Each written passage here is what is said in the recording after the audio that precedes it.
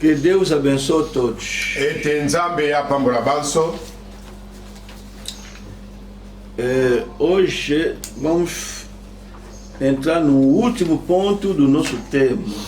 Lelo nde to kokota na etape ya suka ya motu alikia na biso. O último tempo, o último ponto é uma pergunta. Etape ya suka yango ezali motuna. Pergunta: quem são os verdadeiros adoradores dentre os filhos de Abraão? Motuna ezali ete banani yango oyo babengami basambeli ya solo kati na bana na Abrahama. E vamos falar disso, mas não vamos também acabar e vamos continuar terça-feira. E se for a vontade do Senhor, terça acabamos. Tokokoka pe kosilisa yango te ne kosala ete toleka na kotambola yango ti mokolo na mibale nde kuna tokosilisa. E no fim vou dar também o programa da igreja semana próxima. Ne na suka na kopesa pe mwango na ntina na mayangani na mposo ezali ko ya. Antes de entrar, vou vos lembrar alguns pontos importantes desse tema, porque hoje é o último domingo desse tema. Ya mboto banda na kosepela kopesa bino mwa ba bite di songolo ya motu ya mingi kati na motu ya liteya oyo. O tema é as religiões dos filhos de Abraão. Motu ya liteya ezali beyamba ya bana na Abrahama. Esse é o terceiro tema sobre Abraão. Oyo ezali motu ya liteya misato na ntina na Abrahama. O primeiro tema foi Abraão, o pai da fé. Motu ya liboso ya liteya ilobelaki na ntina na Abrahama tata na kondima.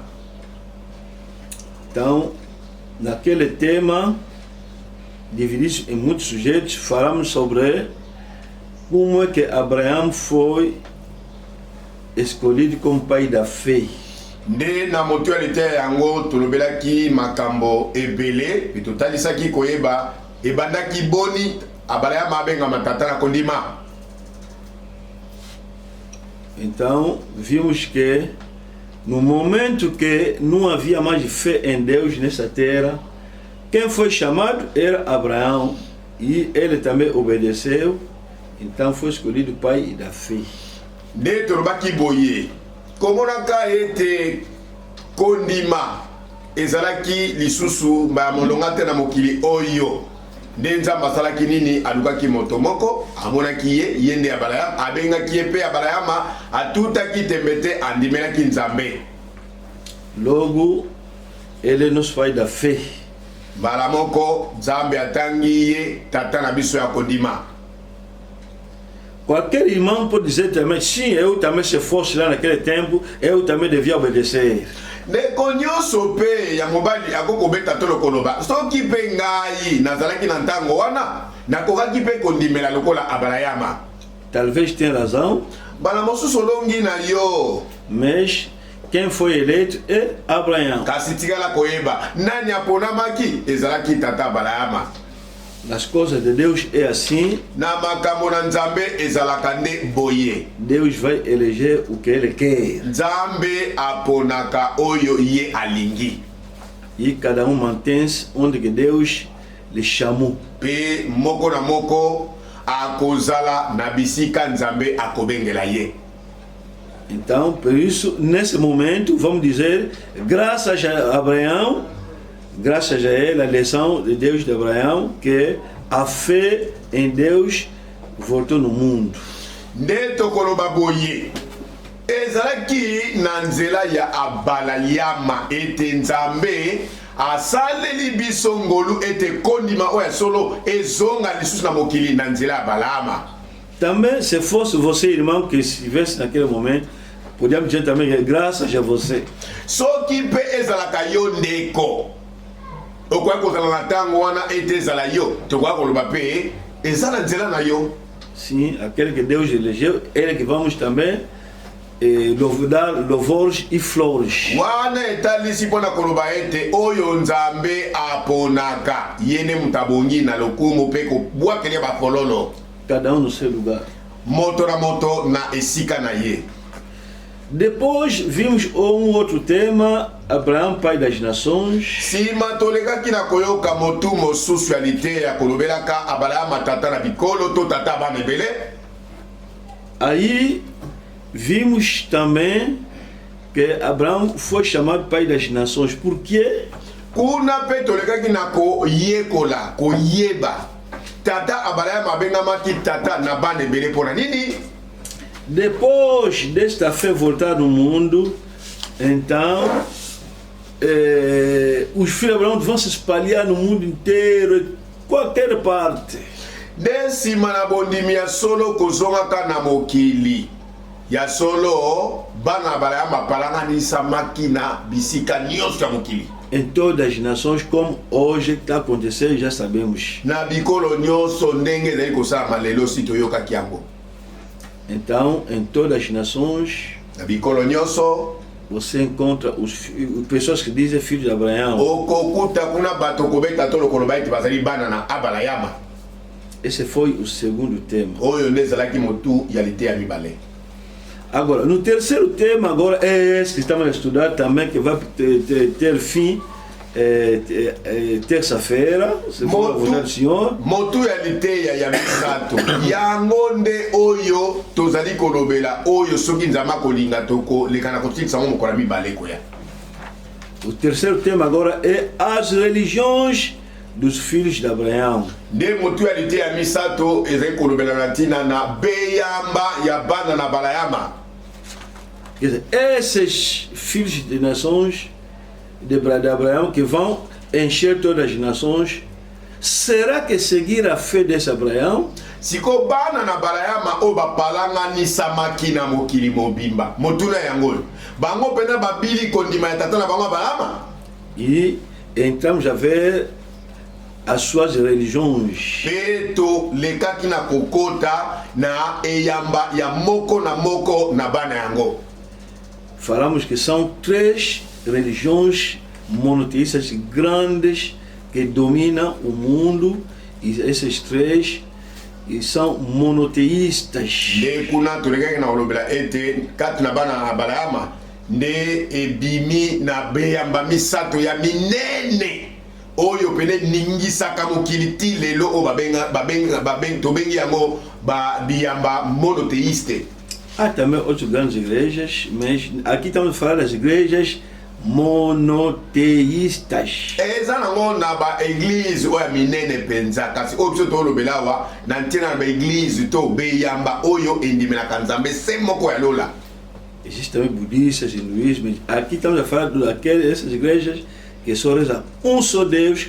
É esse que estamos a falar. Ba budiste bazana bango ba hinduiste pe bazali kasi opso to lobela wa ezali beyamba oyo penza e bimeli na bana balayama ya nzambe moko nde to lobela. São 3. Ezali beyamba misato. 3 bem conhecidas em toda a terra. São mesmo espalhados. Beyamba misato penza oye bani makasi na mokili mobimba ya kopalanganisa mapenza bisika nyonso. A primeira religião que saiu era judaísmo. Eyamba liboso oyo ebotamaki ezalaki judaísme. Judaísmo é a religião dos judeus, dos filhos de Israel. Judaísme ezali nini? Ezali eyamba ya bayuda. Bayuda banani? Bana na Israele. A segunda religião que saiu é o cristianismo. Eyamba mibale ebotamaki ezali christianisme.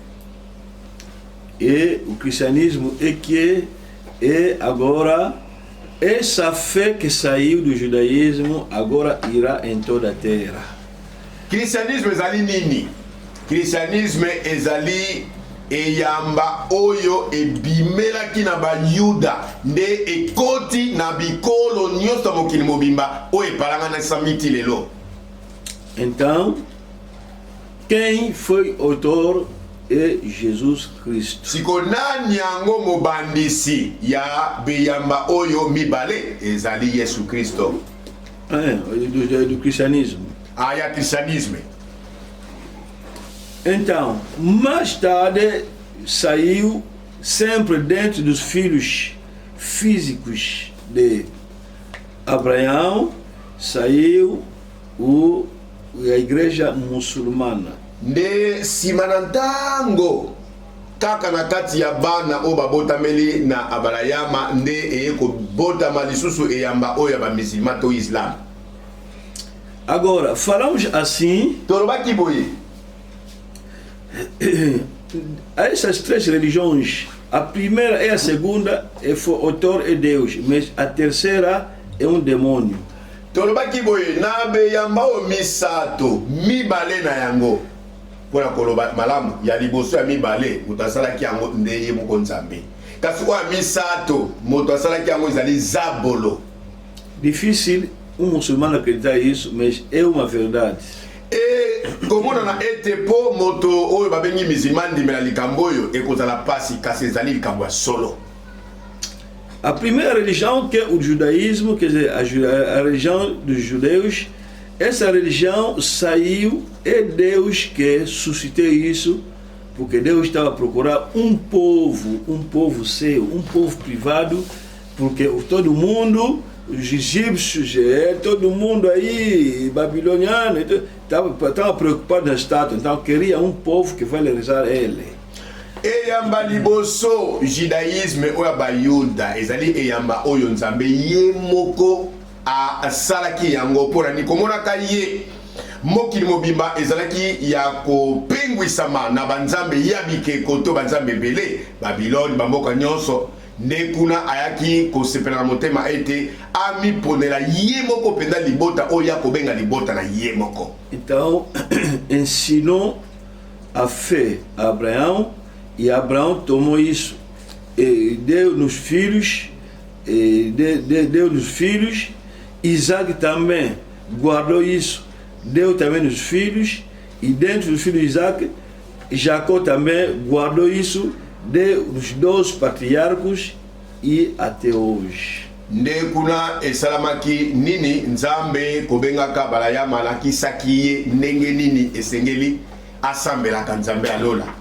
Abraham abombaki lolenge wana kosambela nzambe alola ye moko te apesi yango na bana na ye to pe na mwana na ye Isaka abombi yango na ye moko te apesi yango na mwana na ye Yakobo pe abombi yango ye moko te mpo na ye moko me apesi yango na bana nzomi na mibale oyo babengami bakoko ya Israele. Essa religião, essa adoração que se encontra no Israel.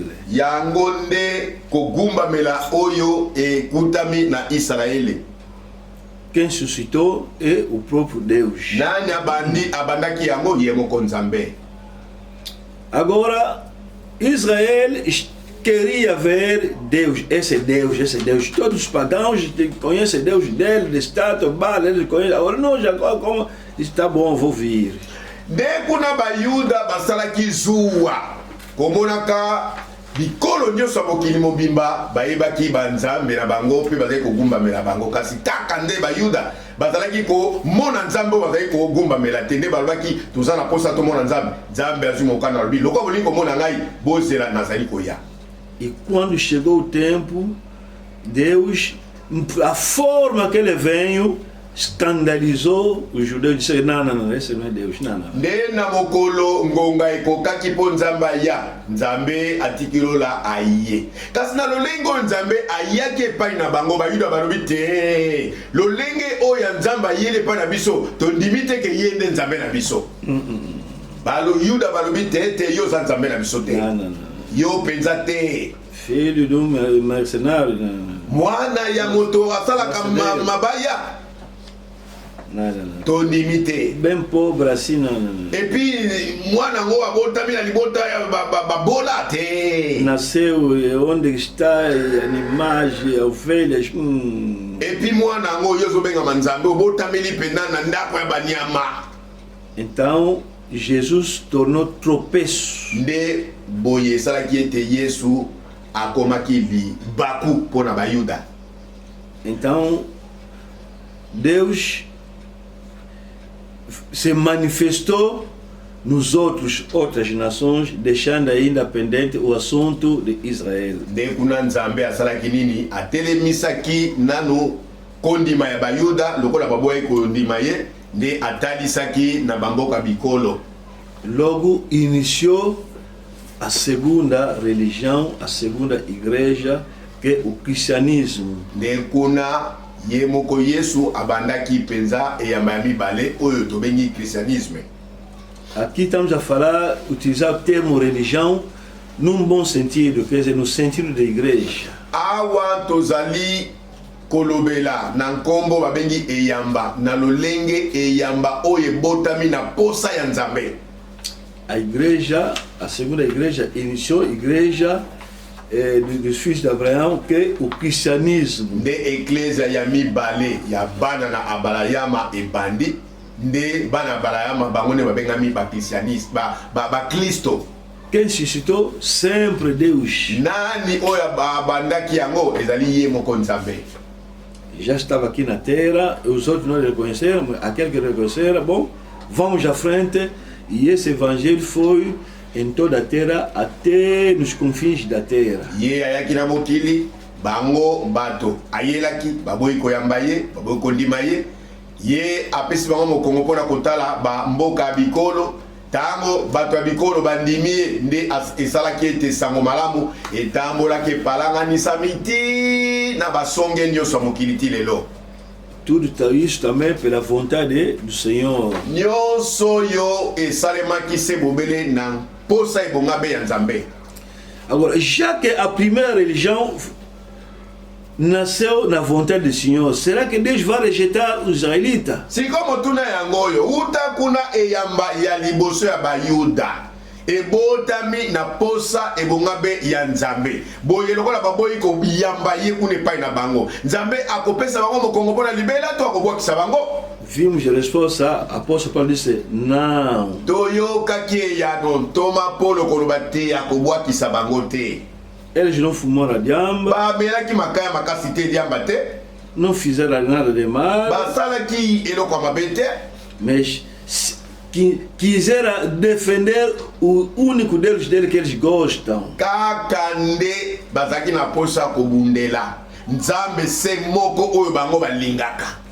Jesus, para eles, é usurpador, quer usurpar o lugar de Deus, quer se igualar a Deus, está se dizer filho de Deus. Ele disse que não pode ser. Yesu epai na bayuda bayuda balobi te yo ozali komibenga mwana Nzambe, olingi obotola esika ya Nzambe na biso, olingi okomisa biso libota na yo, nde kuna baboyaki.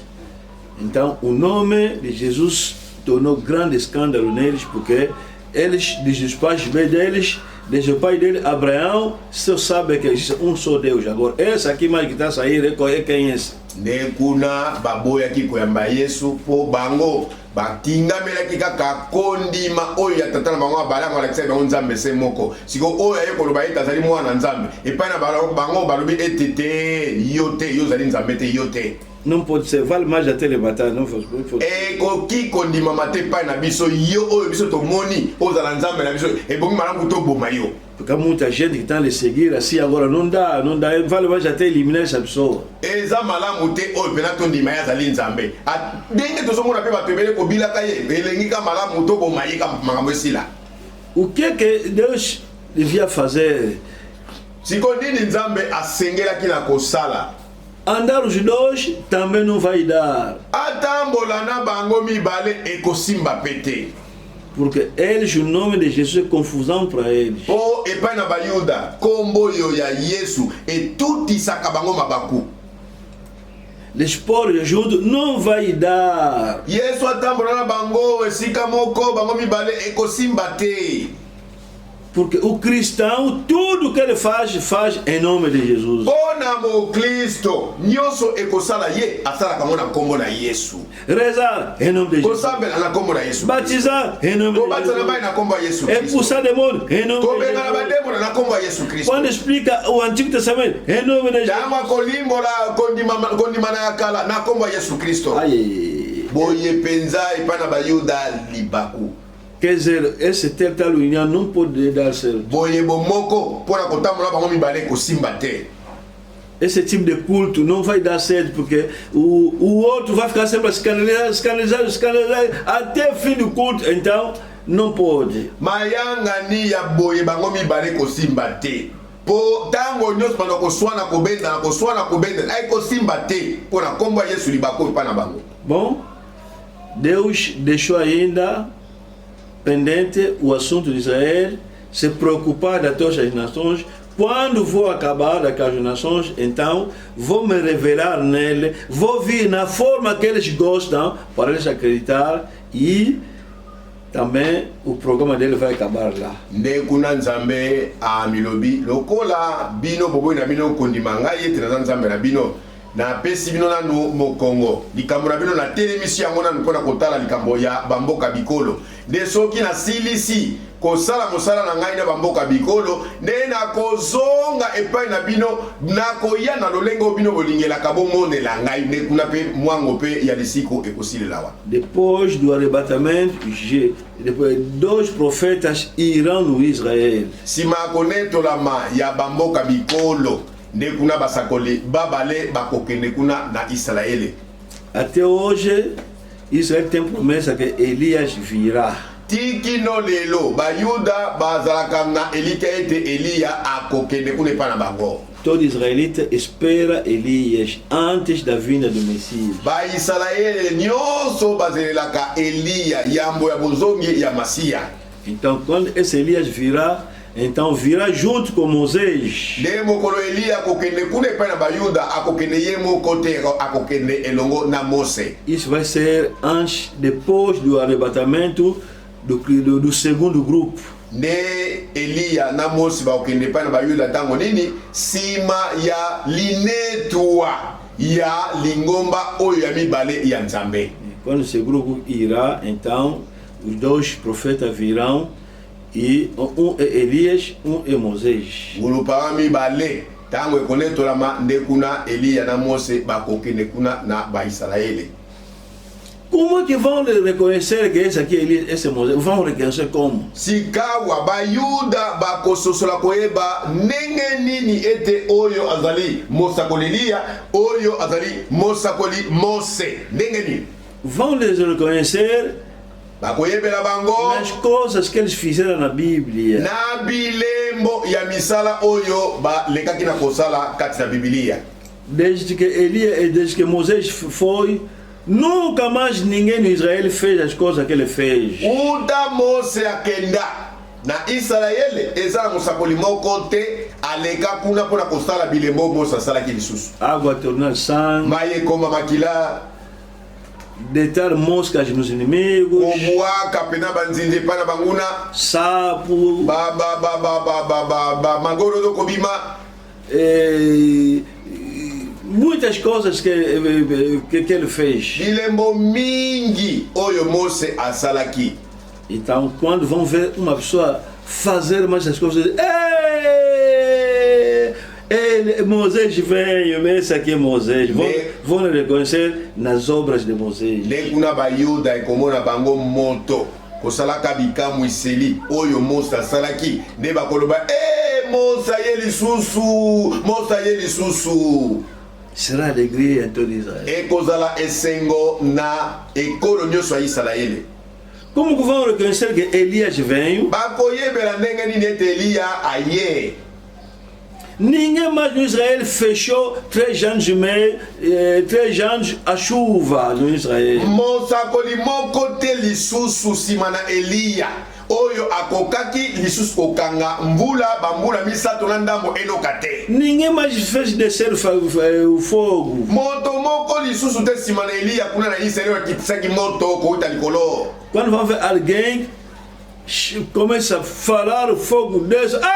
Elias, tá aqui, Elias. Mokolo bayuda bakomona moto moko na kati na bango tango alobi moto pena kokita kuta likolo ne bakoloba Eliya yeyo lisusu Eliya. Grande festa no Israel. Wana feti monene kozala Israel. Ils vont querer ouvir-los. Ne bako sepela pona koyoka bango. Daí que Moisés vai ler mais o Antigo Testamento. Ne kuna Mose akotangela bango lisusu kondimana na kala. E Elias, ele é um ministério que faz voltar o povo na palavra. Pe Eliya ye azali mosakola tambola kana mosala ya kosangisaka libota na Nzambe tango epengwi. Olha, o que Moisés falou, se falava do Cristo. Oyo Mose alobaki na bino ezaki na ntina na Kristo. O que Moisés ensinou sobre dar os animais de sacrifício, esse que Moisés falou. Então, essa aqui se referia a Cristo. E quando Elias está dizendo isso, Moisés também está dizendo, sim, é mesmo assim. Tala bomoni likambo Mose alobaki na bino ete tango sumuki mema nyama lokola mbeka. Ezalaki elilingi ya moto moko akoya kokufa pona biso Yesu Kristo. Tango Elias oloba makambo Mose pe wana konikisa motu yango pensa. Olha, o que se foi dito assim, era porque isso. Moisés também, sim, é mesmo assim. Depois vão lhes levar na montanha. Bom, Cristo agora vai ver a maneira que eles gostam, sair mesmo do céu aberto, tá vindo, isso que oh, é mesmo Deus.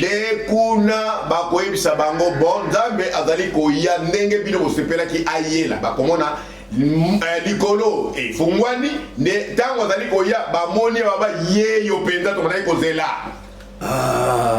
É mesmo ele. Ye penza o tozali kozela. Il va montrer as mãos. De akolakisa bango maboko mibale. Oh, mas tem ferida. Kasi maboko neza na mapota. Sim. Yango penza. Aconteceu aqui. E salamaki awa na bandeko na isso que nós ouvimos aí na igreja. Já estava conosco aqui. Choro. E daí que Israel terá o mesmo evangelho como nós, sem mais, sem menos. Lekuna Israel bakolekana koyamba sango malamu lokola oyo zeli koteya ma epai na biso kolongola te kobakisa pete. Mas kasi há uma terceira religião que apareceu mais dentro dos filhos de Abraão. Ezana yamba ya misatu ebotami lisusu kati na bana na Abrahama. Desta vez, yamba oyo não tem nada a ver com Deus. E yamba mo etali kutu makambo Nzambe te. Quem fez isso são filhos de Ismael. Banani ba bimisi likamboyo to yamba oyo ezali bana na Ismael. Ismael recebeu a educação monoteísta do seu pai Abraão. Ismael ayambaki oyo ezalaki pena malakisi ya Nzambe se moko na tena politeíste e pai na tata na Balama. Mas a separação da mãe com o pai fez que Ismael foi com a mãe e a mãe egípcia no Egito tem deuses. Kasi bokabwani ya tata na Ismael na Abalayama esala kiete bakwa kokabwana nekune salama kiete Ismael alandaki mama na bakendeke longo ti na Egypto moka mama na ye me kuna na kata Egypto banzambo oyo bazala kuna ezali banzambe belé.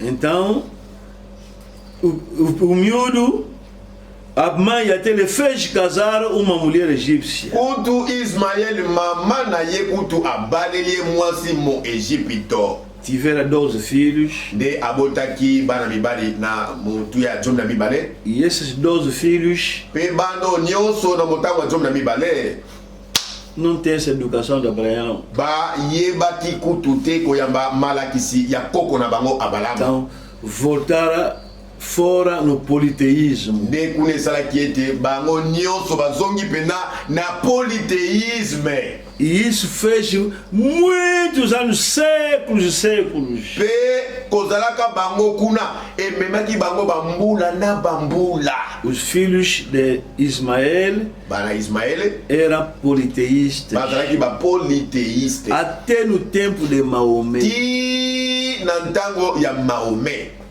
Maomé também era, sendo árabe, Mahomet pe lisusu kozalaka ye arabe. Maomé vem depois de Jesus no ano 570. Po Mahomet ayaki sima na Yesu abotamaki na l'an 570. Vivia na Meca, Azalaki kobikela wapi na Meka. servo de Alá. Tata na ye kombo na ye ezalaki Abdallah oyo elimbolami mowumbu na Allah. O pai tinha nome muito longo, mas estava abreviado, estava lhe chamando só Abdallah, quer dizer, servo de Alá. Tata na Mahomet azalaki na kombo ya molai kasi bakataki yango kombo epesamaki mobele Abdallah oyo etalisi mowumbu ya Allah. O pai de Maomé morreu muito cedo, então Maomé cresceu nas mãos de um tio. Tata na Mahomet akufaki penza na bambula moke. Akufaki na bambula moke nde Mahomet akolelaki na maboko ya noko na ye. Então Maomé não aprendeu nem ler nem escrever, não sabia nem ler nem escrever. Nde kuna esalaki ete Mahomet akoki kokota kelasi te po ayeba kokoma kombo to kotanga. Maomé estava a frequentar lá na cidade de Meca, estava a frequentar o grupo dos judeus que estavam lá a congregar cada sábado. Nde na engumba ya Meka Mahomet azalaki na momesano ya kokende na eyanganelo ya bayuda sabata na sabata pona koyekola malakisi ya bayuda. Não só na igreja, mas na comunidade dele, estava a frequentar. Kaka na eyanganelo te kasi na ngulupa ya bayuda ye azalaki na momesano ya kozala na bango. Eles não sabiam nem ler nem escrever. Mahomet ayebaki ata kokoma kombo na ye te pe ayebaki ata kotanga te. Daí que os judeus estavam a ler para ele o Antigo Testamento e lhe explicar. Nde kuna bayuda bazali kotangela ye kondima na ya kala pe sima balimboleli ye yango. Então lhe ensinaram que Deus é o único. Balakisaki Mahomet koyeba ete Nzambe azalaka se moko. Contrariamente, os que creem, todos os filhos de Ismael, os árabes. Na bokeseni na oyo nyonso bana ya Ismael bandimelaki bango barabe. Então ele também acreditou. Ye pe Mahomet andimelaki bongo. Então ouviu mais outro ensinamento que Moisés falou que haverá um profeta que vem e lhe explicará também que esse profeta que está dizendo Moisés é o Messias. Pe batangelaki lisusu epai mosi alobaki na bayuda ete Nzambe akotindela bango mosakoli moko lokola ye bayoka ye pe bayuda bayebisaki Mahomet mosakoli oyo nde ye wana Yesu Kristo. Naquele tempo os judeus não acreditam no Novo Testamento. Estava a ler o Torá, quer dizer, o Antigo Testamento, e também ele acreditava nisso. Ya solo na tango wana ezaleka na kondima na ya kala o bayuda bazali kotangela ye nini bazali kotangela ye ezalaki Torá nde Biblia na bango.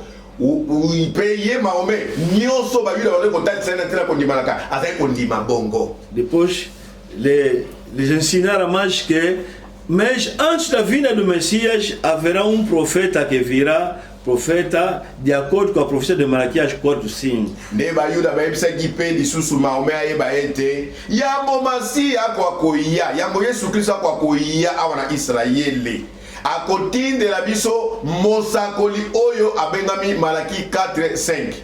Naquele mesmo tempo, kaka na tango wana na Roma, kuna na Roma fizeram uma igreja que chama Igreja Católica basalaki lingomba na nkombo katoliki e proibiram qualquer ajuntamento em nome de Cristo, que proibiram, só tem que ser a Igreja Católica, são eles, essa que é a Igreja Cristã. Ne bapekisaki bamasanga nyonso ya bakristo ezala bobele kaka lingomba oyo ya mupe nde lingomba ya mupe yango ezali kobengama lingomba ya bakristo. Mahomet se encontrou com os adeptos daquele tempo da Meca, da Igreja Católica, e começou a fazer debates. Ne Maomé kaka kuna na kati ngumba ya Meka nde akutanaki na ngulupa wana ya bakristo ya Rome nde azalaki ko kabula na bango masolo ya bonzambe. Mas a Igreja Católica estava a impor a Trindade em toda a terra. Nzoka lingomba ya katoliki to lingomba ya mupe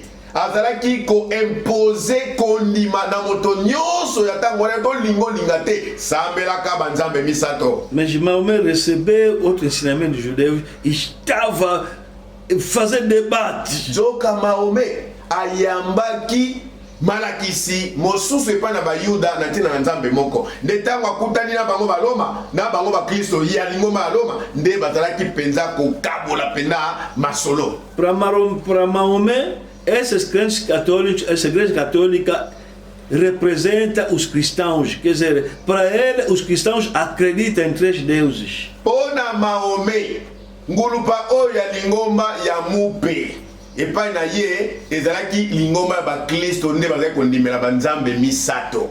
Ele estava a pensar assim e gostava muito de orar nas montanhas. Pe Maomé azalaki na bomesano mingi ya kosambelaka na bangomba kuna. E daí que ele apareceu anjo Gabriel. Nde kuna ebimelaki ye mwa angelo Gabriel selo ye. Falso Gabriel. Nzoka Gabriel ya lokuta.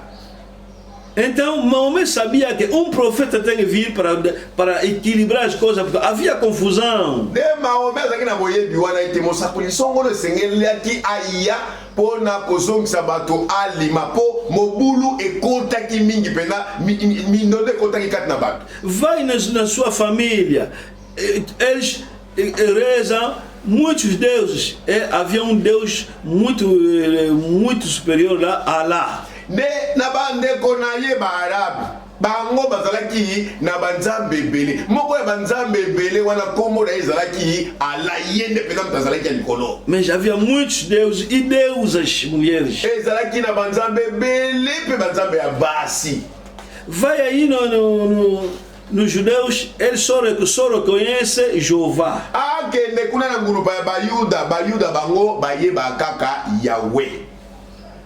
Então, quando agora vai nos cristãos, aí está a ouvir a Trindade. Tango akokende pa na bakristo ya Roma kuna bango Trinité, banzambe misato. Então, o falso Gabriel, aquele demônio, ele falou que você agora tem que remodelar a igreja. Demona wana oya kotaki na nzoto ya mwanje tope Gabriel ya lokuta nde ayebisaki Maomé yo nde esengeli ozongisa bango nyonso alima na eloko moko. Daí ele agora se apresentou que Deus me mandou, me encontrou com o anjo Gabriel, me mandou de acordo com Malaquias 4:5, sou o profeta que vocês esperavam. Nde kuna Maomé abimeli bango nyonso alobi na bango ete ezali ngai nzambe atindi epai na bino mpo nakuta na angelu Gabriel nde alobi na ngai ete nazali kolandela elaka ya Malachi 4:5 ezali ngai. Quem vai lá aceitar? Nani yango akondimela ye? A família deles são politeístas. Soki barabi ba família ye baza ba politeíste. Você está vindo com um só Deus, mas quem que vai te aceitar? Si ko bande kone barabi ba politeíste yosko mama ozo memela bango nzambe so moko. Nani yango akondimela? Não. Vai nos judeus. Está a lhes falar que anjo Gabriel me mandou. Os judeus te conhecem que você é árabe. Os árabes são idólatras. Agora está a dizer que um profeta que Deus, que eles se esperavam, eles se esperam Elias.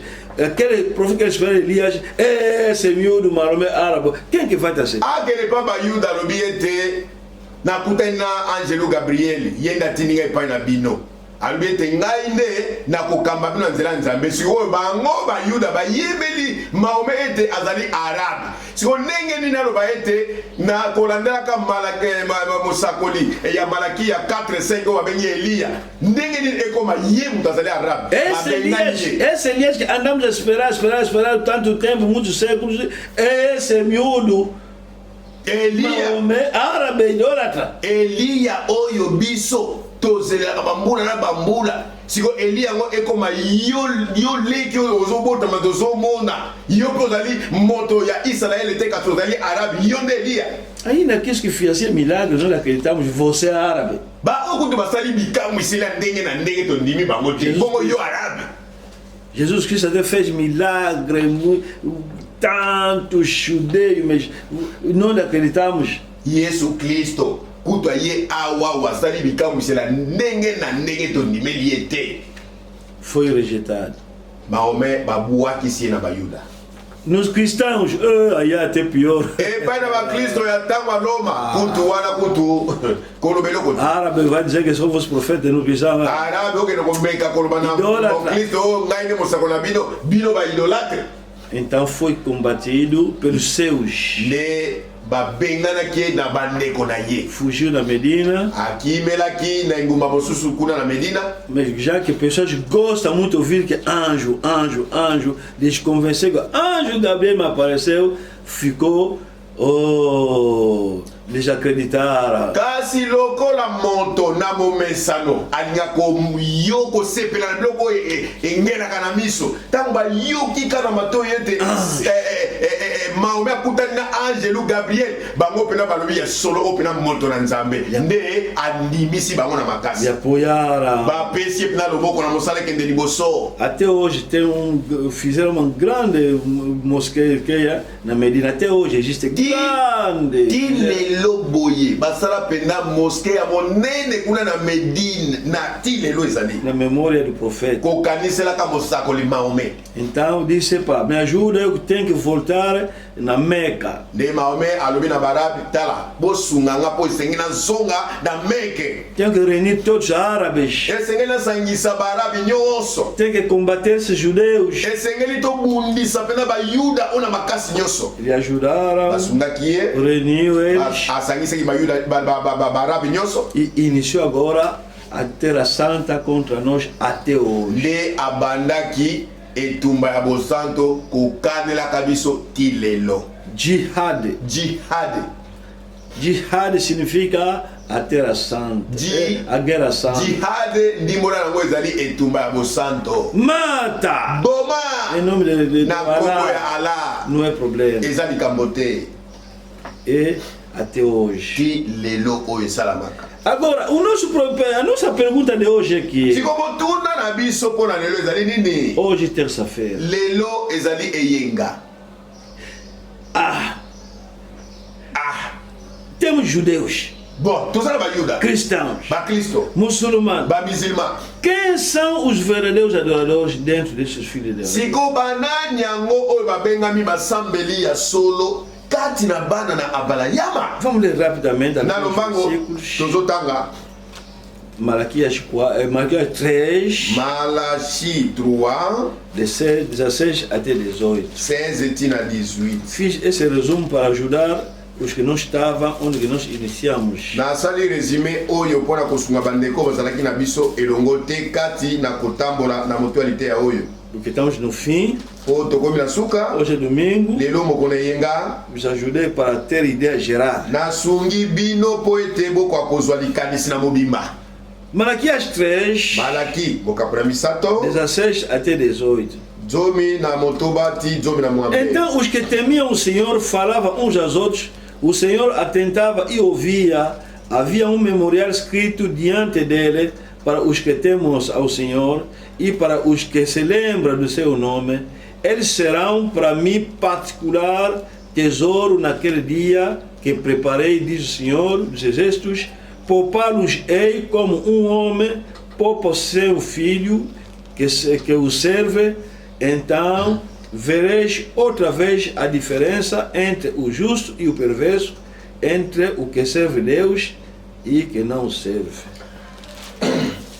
Bongo ba oyo batosaki Yahweh balobanaki moto na moninga na yempe Yahweh ayoka melaki bango ayoka ki bango pe mokanda na kokanisa ekomamaki liboso na ye pona ba oyo bajalaki kotosa Yahweh pe kobanga nkombo na ye. Yahweh na bibele alobi ete bakojala na ngai eloko na motuya na mokolo yango ekobongisa ngai nakobikisa bango lokola moto akobikisa mwana na ye oyo ajali kosalela ye mosala bokojonga pe bokososola kati na boyengebeni pe moto mabe kati na ye oyo akosalelaka nzambe pe ye oyo akosalelaka nzambe te.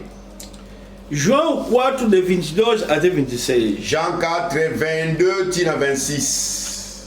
João 4 de 22 até 26. Jean chapitre 4 22 tina 26. Vós adorais o que não conheceis, nós adoramos o que conhecemos, porque a salvação vem dos judeus. 22. Bino bojali kosambela yango eyebi bino te.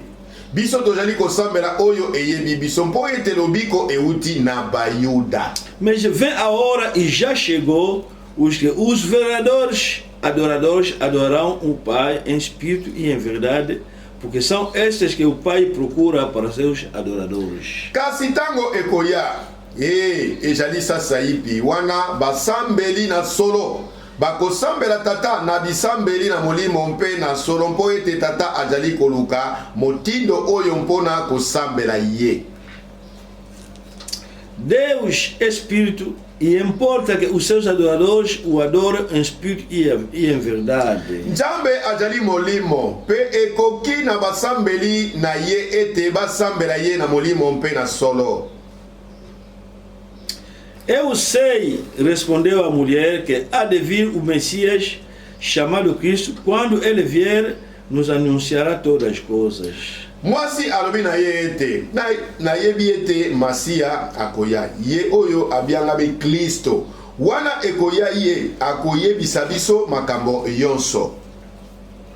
Disse-lhe Jesus: eu sou, eu que falo contigo. Yesu alobi na ye ete ngai najali ye ngai oyo najali kosolola na yo.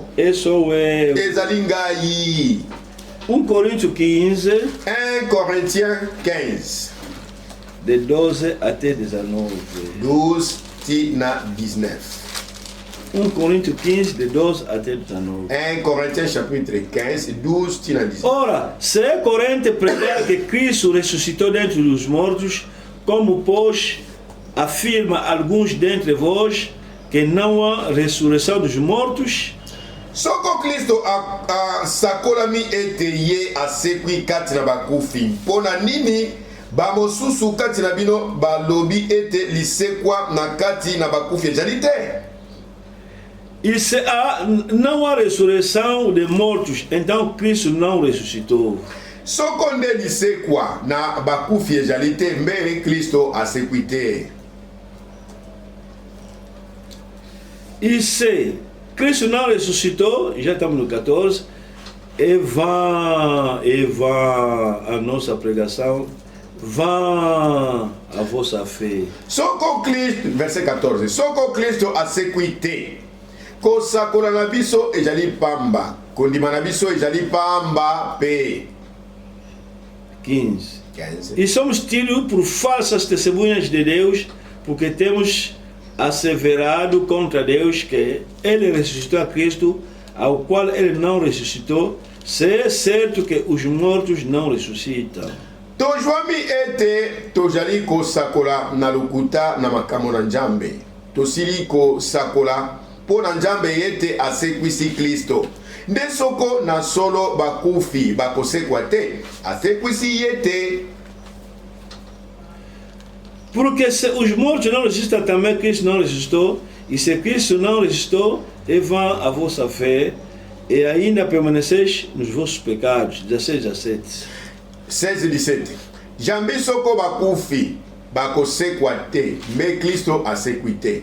Soko Kristo asekwi te, kondima na bino ezali bobele mpamba pe bojali na ino na masumu na bino.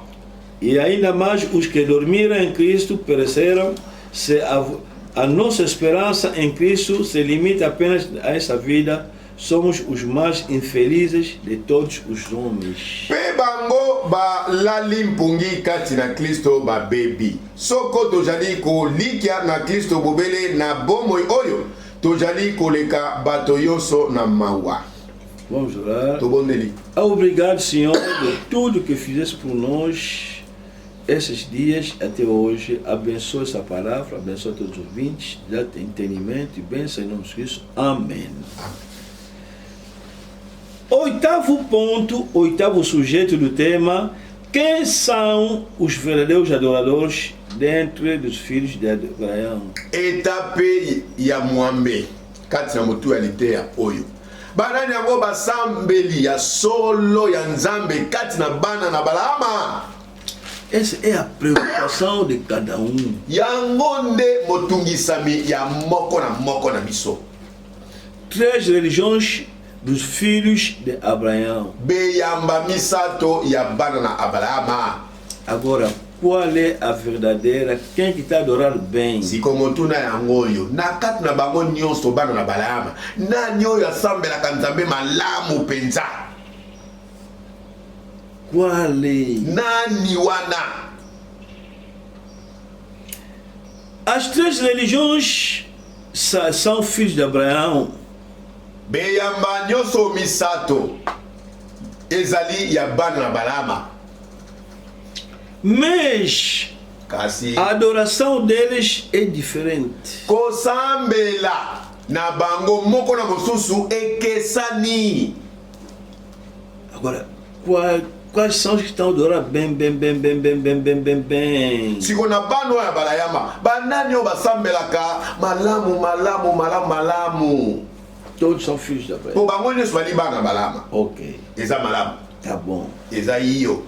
Mas quem que está adorando, quem mantém a fé verdadeira daquele único Deus monoteísta. Siko nani oyo pinazali kobatela kondima wana ya nzambe se moko ya nzamba lola penza. Quando você vai chamar os 3, soki yo obengisi bango nyonso misato, os 3 filhos bano nyonso misato de Abraão, ya Balama, o muçulmano, musulman, o cristão, o Cristo, o judeu, o Yuda. Quando você for perguntar a cada filho, és filho de Abraão? Sim. És filho de Abraão? Sim. Todos vão dizer que sim. Ekopesa yo motuna na moko na bango. Uzali mwana Balama? Iyo. Uzali mwana baba? Iyo. Uzali mwana Balama? Iyo. Bango nyonso iyo. Agora, fala neles. Bom, começa a rezar vocês 3. Sikoyo, loba na bango, biro misato moko na kobondela ngana yoka. Logo que você dizer isso, a diferença iniciou já. Tango kako tini bango ba bondela moko na mosusu mbala moko bokeseni ebandi pe. Vai ver o muçulmano começa a procurar tapete e que vai procurar a direção onde está Meca para olhar na Meca. O como na musulman akobunda koluka etoko ezali wapi po ete atanda. Po abana kosambela pe yambo abana kosambela koluka epai wapi meke ezali. Lá mesmo você lá se testemunha, tava os 3 filhos aí. Yo moko pena motatoli liboso ya bango bana misato ya Balama bazawana. O judeu está a procurar a direção onde está o templo de Jerusalém, está a procurar para se dirigir no templo, e o cristão está a olhar no céu, para ele é só no céu. Mo Yuda akoluka eloko liboso direction ya tempelo kuna na Israeli kasi mo Kristo akoluka atala kaka tuna likolo epai nzamba zalaka. Agora eles perguntam quem que está adorando bem. Cada um vai dizer, sou eu. Siko tuna bango misato nani oyo azosambela malamu mizima koloba ezangai moyuda koloba ezangai mo Kristo ba koloba ezalingai. Quem são os verdadeiros adoradores dentro dos filhos de Abraão? Siko kati na bana ya Balayama banani yango bazali basambeli ya solo ya nzambe. Quem que vai nos dizer? Nani yango koloba na biso nani mosambeli ya solo? Comprova que é fulano. Na bilembo ete zali songolo yene mosambeli ya solo. Logo que eles vão iniciar a orar, Tango kaka moko na mosusu babandi kosambela. as primeiras palavras que vão sair já são diferentes. Kaka na maloba liboso moko na mosusu akomisala monoko. Yo motato lozo yoka bango mbala moko moni bokeseni. Escuta o filho de Ismael. Yoka mwana Ismael. Allah! Allah! Allah! Allah! Allah Akbar! Allah Akbar! Va ouvir o outro aí. Jeová! oyo kama yuda kuna Yahweh Sabaoth. Yahweh Sabaoth. Adonai. Adonai. Ixi. Va ver o outro filho aí. oyo kama Kristo kuna Jesus. Yesu. Jesus. Yesu. Muito diferente. Ekeseni penda moko na mosusu. Agora eles perguntam quem está na verdade. O muçulmano diz: sou eu. Sou eu. Tuna bango na bino misato nani oza na liloba ya solo mizima muta liboso eza biso ngai. Complicado. Epesi bina compliqué. Quem vai nos dizer agora quem? Nani yango akosunga biso toyeba na bango misato nani oyo azali mosambeli ya solo ya Nzambe. Esse aqui Allah. Oyo mizima Allah. Teu de Deus, o nome dele é Allah, sim. E você? Kombo ya Nzambe no Allah Yahweh. Bongo yo mo Yuda Yahweh. Outro aí, o Jesus. Mo Kristo o Yesu. Complicado. Compliqué. E qual é o vosso profeta? Sigo mosa ko na bino nani? Um vai dizer que Maomé. Moka koloba Maomé. Oh Maomé. Oh Maomé. O outro, Moisés disse. Moisés. Moyuda akoloba Mosa lobaki. Mose. Profeta principal. Mosakoli ya mokolo. Mas quando vai no outro, kasi tango ke na mosusu, o filho do homem, o filho de Jesus Cristo, mwana moto nani mwana moto ya Yesu ali mwana moto. Ele é próprio Jesus, é o grande profeta. Ye moko Yesu nde mosakoli ya basakoli. Você, para dizer uma coisa, o muçulmano acreditar, você fala só que Maomé diz, acabou, ele vai acreditar. Siko yopo ondimisa, musulman. Esengeli kaka ayoka yo Maomé alobaki wana aloba oyo pena mutu na ngai. Vai acreditar. Akondimela ofre. Você, para fazer entender o judeu, tem que falar que Moisés disse, acredite. Yopo okanga pena moyuda esengela yoka yo loba pena mosa alobaka mai awane sili masolo sili. E para fazer entender o cristiano, Jesus disse, akona kososolisa mo Kristo solo menga Yesu alobaki wana pena masolo sili. Quem é o verdadeiro adorador? Siko nani yango mosambeli ya solo? Quem vai nos explicar? Nani akolimbolela biso na kati na bango misato mosambeli ya solo nani? Quem que está dizendo a verdade? Nani na bango misato alobaka solo? Cada filho tem na mão um livro. Mwana na loboko asimbi mwa buku. Esse aqui, oyo, mostra teu livro. Lakisa buku na yo. Como se chama? Kombo nango nini? Alcorão. Eza Coran. Livro de confiança dele. Yango nde buku ya elikia na bango. Alcorão. Coran. Profeta falou aqui. Awa mosakoli Maomé alobaki pena awawa. Os filhos de Ismael, eles é Alcorão. Bana ya Ismael buku na bango ya kondima ezali Coran. Os filhos de Isaac carnal, eles é Torá. Torá é a lei de Moisés, o Antigo Testamento. Bana na Isaka ya mosuni. Bango buku na bango ezali Torá. Torá yango nde kondima na kala. E o cristão, ele a Bíblia, que engloba tudo, quer dizer, e o Antigo e o Novo Testamento, tudo, a Bíblia. Joka pona mo Kristo buku na ye ezali Biblia. Pona kata Biblia nde sangisi kondima na kala na kondima na sika. Quer dizer, três religiões, muita diferença, mas cada um pensa ser na verdade. Beyamba misato, babo keseni pe misato, tasinzoka moko na bango azo kanisa ete yini mtazali na solo. Quem são os verdadeiros adoradores dentro desses filhos de Abraão? Siko banani yango basambeli ya solo kati na bana na balayama. Se Abraão vir aqui na terra, soki abalayama ayeli suna mokili lelo, todos os árabes vão correr para ver, vão dizer nosso pai. Balaba nyonso to balabi nyonso bakokota mbango po baya kotala ye baba itatala biso tatana biso. Também os judeus vão dizer, tá onde? O filho que Abraão, papai tá aqui, tá onde? Então vão correr também. Bayuda pelo kora, koko na biso abalama za wapi abalama bakokende. Os cristãos também, pai Abraão, tá onde? Kristo pe ndenge moko tata balama wapi yo to lingo mona yo.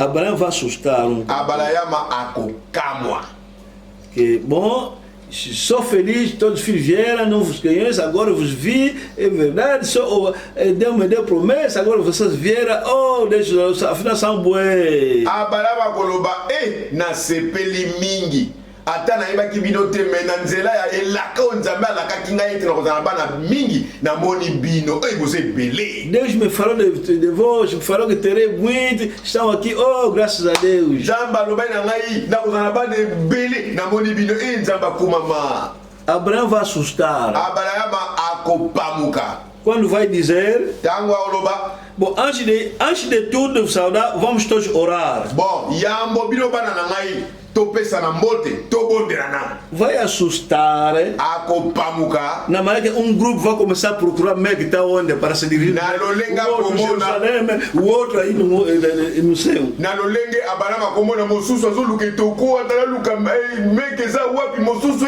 aluka direction ya tempelo na Isa wapi mosusu atala likolo. Mais você tá virando aonde? Mais oyo na otala tempelo bongo yo miso likolo bonini. Não vai entender Abraão, Abrahama akopamuka. Bom, então. Bom, sambela nami. Vai ouvir Allah, Jesus. Mas o que você está fazendo? Milinga ya nini? Grande confusão vai haver. Milinga. Você vai dizer do pai, meu pai, meus filhos que apareceram são esses aqui. São diferentes. Abrahama kofunda biso. Tata, bana ngopesa motindo, me bakese ni moko na mosusu. Não são iguais. Bakokana te. Viste, né? Omoni. Aqui nós lemos de João 4. Awa biso lelo totangi na Jean 4. Jesus está conversando com uma mulher Yesu de Samaria. kosololaka na mwasi Mosamaria. Mulher samaritana significa mulher israelita, mas que vive na cidade de Samaria. Mosamaria azali nani? Mosamaria azali mo Israele kasi abikaka na Samaria. Quando você anda ouvir mulher samaritana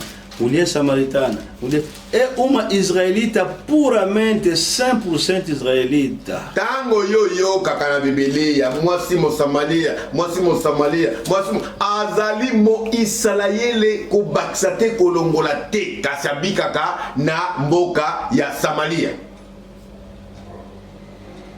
Só que kaka nde depois da morte de Salomão, sima ya kufa ya Solomo, depois da morte de Salomão, sima ya kufa ya Solomo, Israel foi dividido em dois. Ne Israele ekabwamaki na biteni mibale. A história é longa, não temos tempo de entrar lá, senão vamos acabar. Toza na tango akota kuna te nokite to tepa.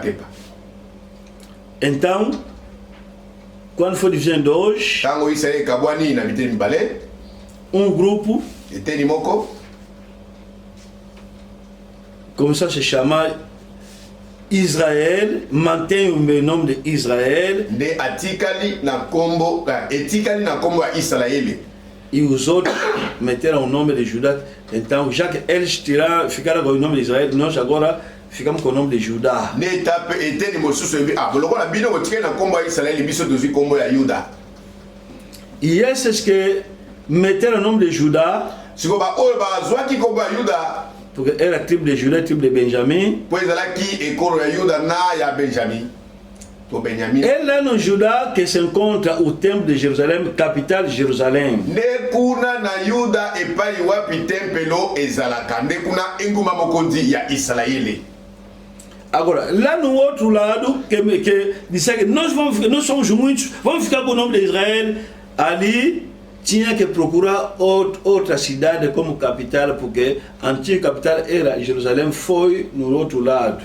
Siko na eteni wana o etikalaki na kombo ya Israeli o balbaki biso wa toze belé totika na kombo ya Israeli ne bango esengeli baluka kombo mosusu ya ngumba mokonzi po kombo ya liboso ngumba mokonzi ya Israeli ezalaki Yuda ya motika na eteni mosusu. A cidade dele que era a capital de todo Israel era Jerusalém. Ora, Jerusalém foi nos outros irmãos. Então ele tinha que procurar outra cidade Então, essa cidade se chama Samaria. Engumba mokonzi oya bango nyonso na Israeli ezalaki wapi na Yerusalemi.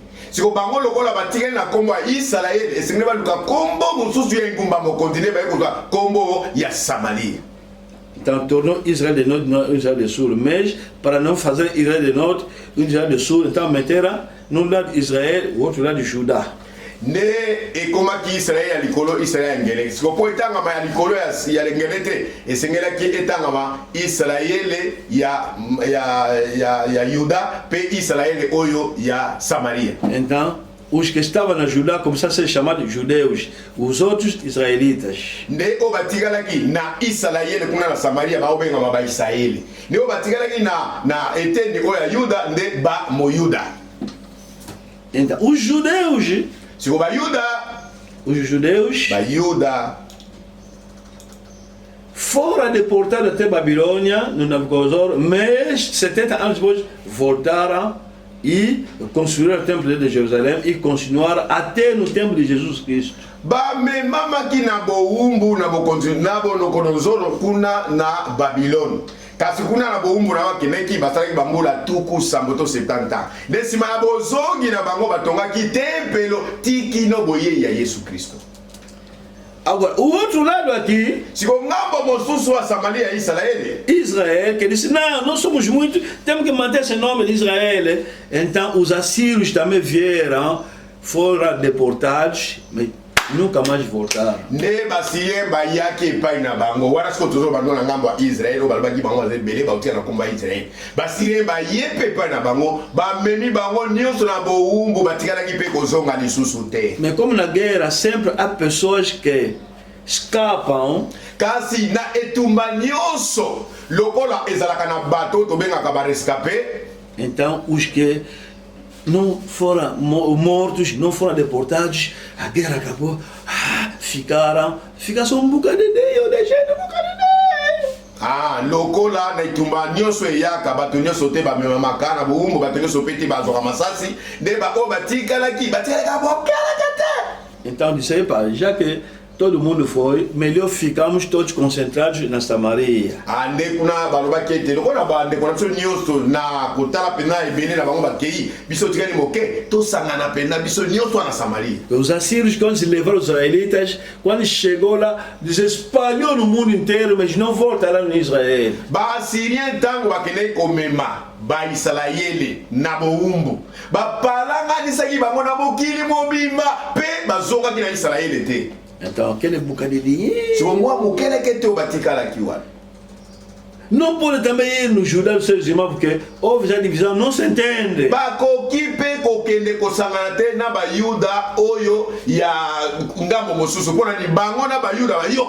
São irmãos deles, puramente, são todos os 12 filhos de Jacó, mas não se entende, então vale mais ficar um bocadinho. Bango nyonso wana ba Israeli na ba Yuda bazali bana ya bikolo jom na mibale ya Yakobo kasi bayoka na kate ba sepela que te bazala pena mwa muke na ngambo na bango. Então, no lado dele o país ficou deserto, então se concentraram na Samaria, mas embora isso também era também um bocado que a cidade da Samaria era grande, ficaram um bocadinho muito, então começaram a se casar com os pagãos para multiplicar o efetivo. Nekuna na ngambo ba Israeli lokola batikala ki moke pemboka na bango komaki sobe bandako ebebi makaponi soza kobeba bamona kiete bakotikala ka bongo mokete ne bakomaki kobala na ba Samaria.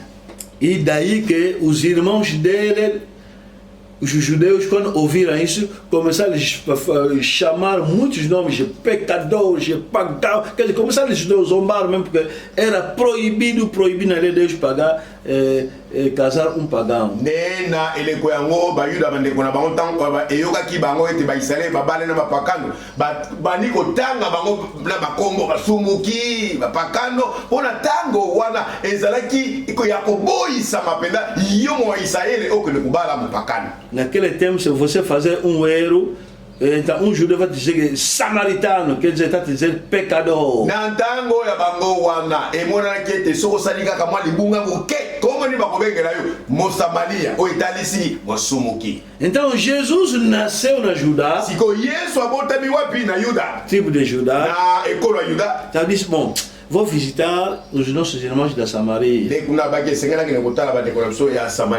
Ele foi, atravessou, onde que se encontrou com aquela mulher samaritana. Vamos ler agora João 4. Um encontro de Jesus, o judeu, e a mulher israelita samaritana. Na mo Israele mo Samaria.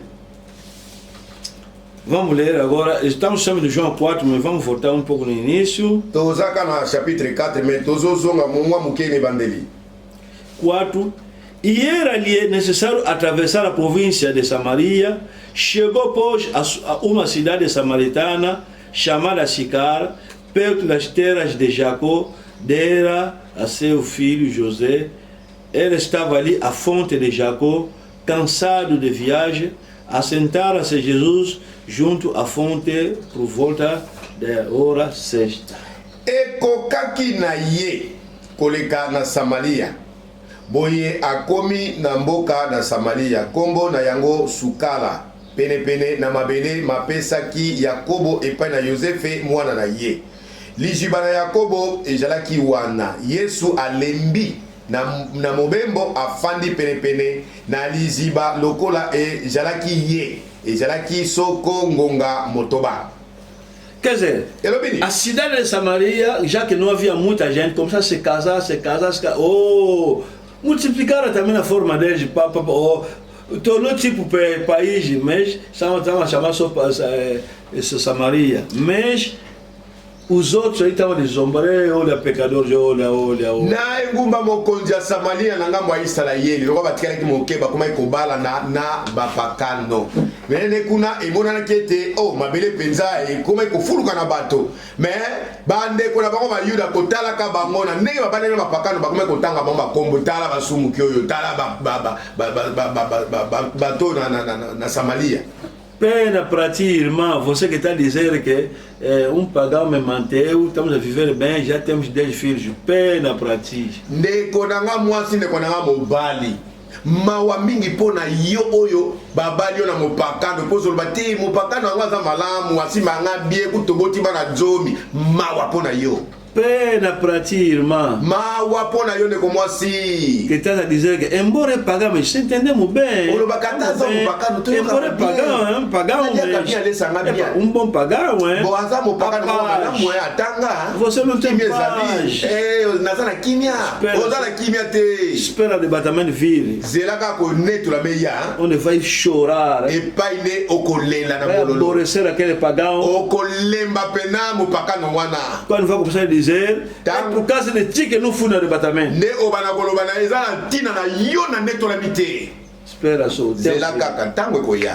Há irmãs assim. Está sossegado. É um bom pagão, hein? Não há problema.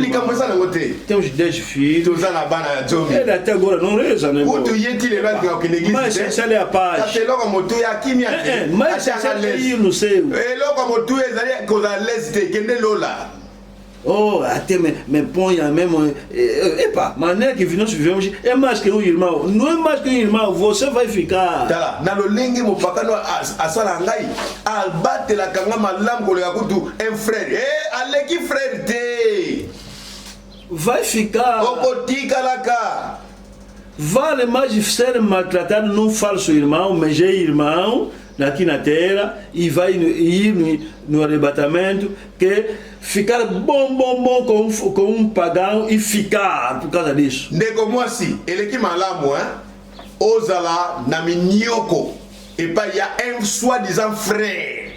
Si mayo okende na lola. Na isika ete ozala pa na mopaka no lo baketa tanga pena si mango bien na bokola lineto yo tikali. Não é que tua culpa se você, um irmão te manteve, afinal aquele irmão não é bom irmão, não é teu pecado, mas Deus sabe que não é teu problema, Ele vai resolver isso. Essa faute na yo te ndeko nanga mwasi soki ndeko moko un frère amona ki un frère abali yo katizali mabe to nyokola yo eza problème te même nzambe na lola ayebi te moi nanga mwasi nyokoma mais eza faute na ite za lisumu na yete. Mais je disais que, quel pagan, bon pagan, oh, tant que je suis bien, ah, espère ça. Kasi oya koloba ete, mon pagan na bala na tanga, ça bienvenue tanga kimia ya zela na zela.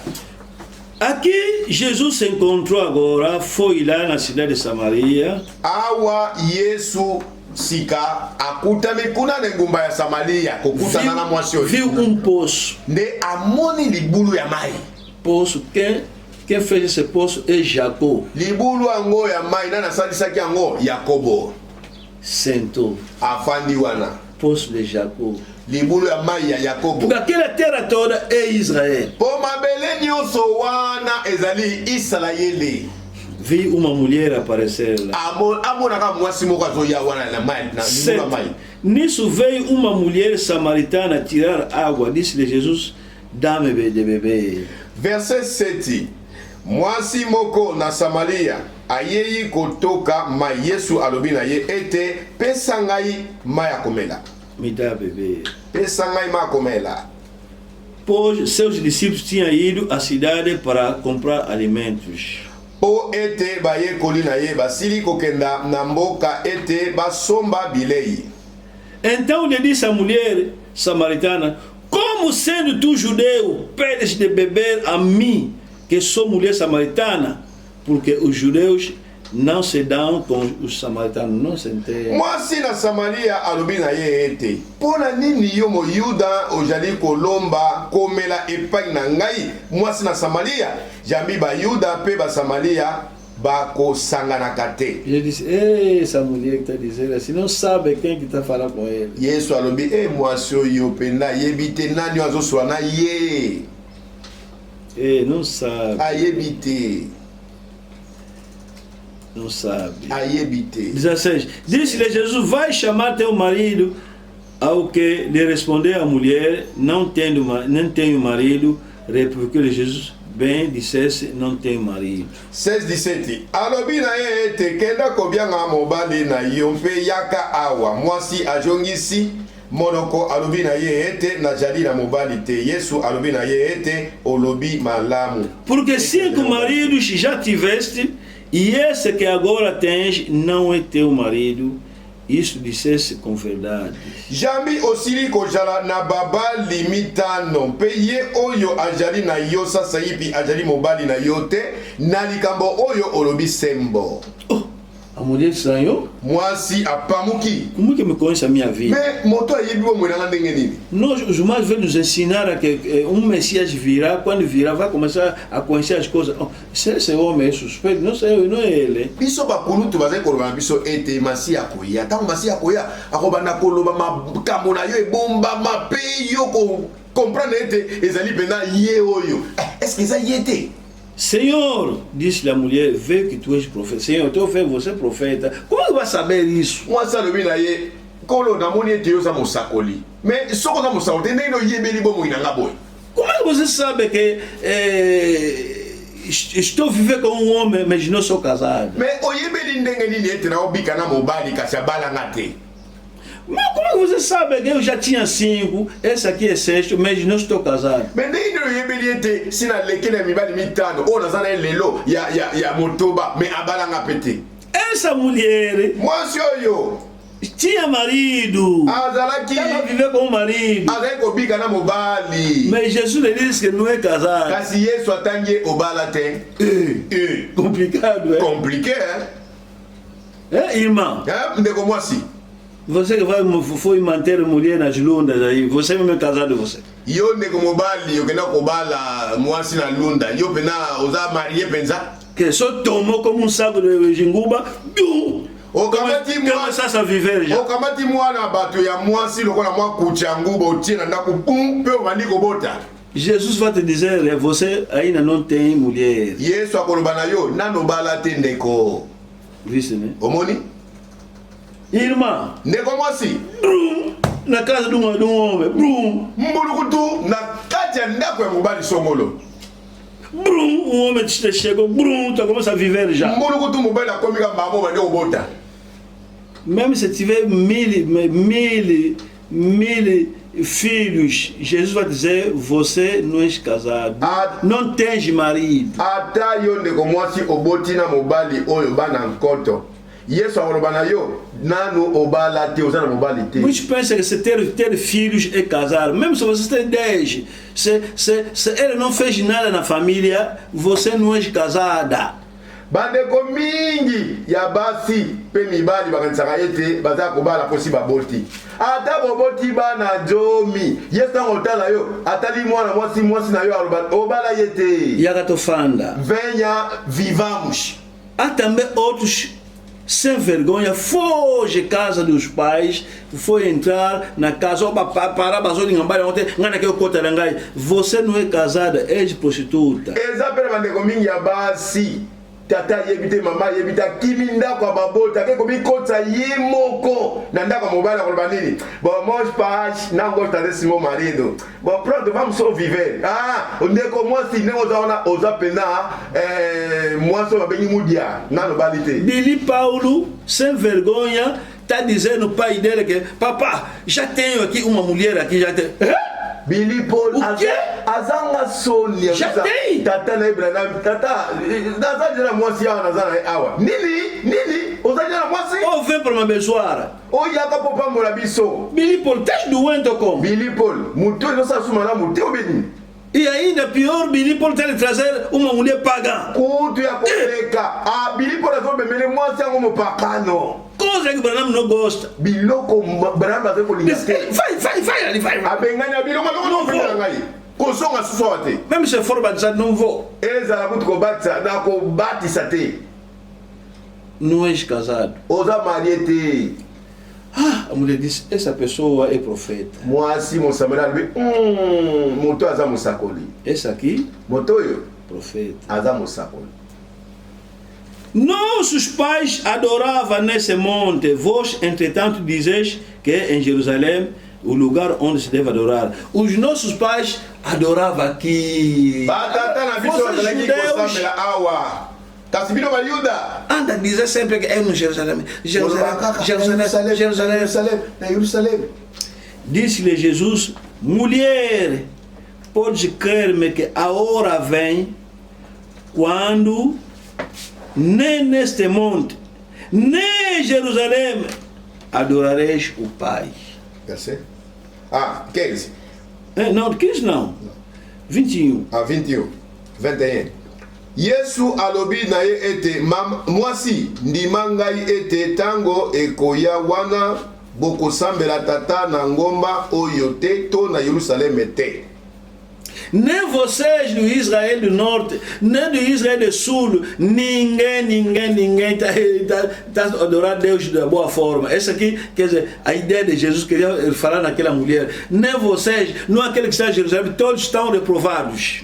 Na liloba pena malamo Yesu azali koloba na mwasi oyo azali kotalisa ete na bino bato na Israeli ya likolo na bino ya oyo ngele moto moko tasambelaka nzambe na lolenge ebongi be. Nem Israel do Norte, nem Israel do Sul, nem os que estão na Samaria ou os que estão ali no Jerusalém, nada. Ezala bino Israeli ya likolo ya ngele ezala bino na Samaria moto moko te agumba melaka nzambe na bosolo.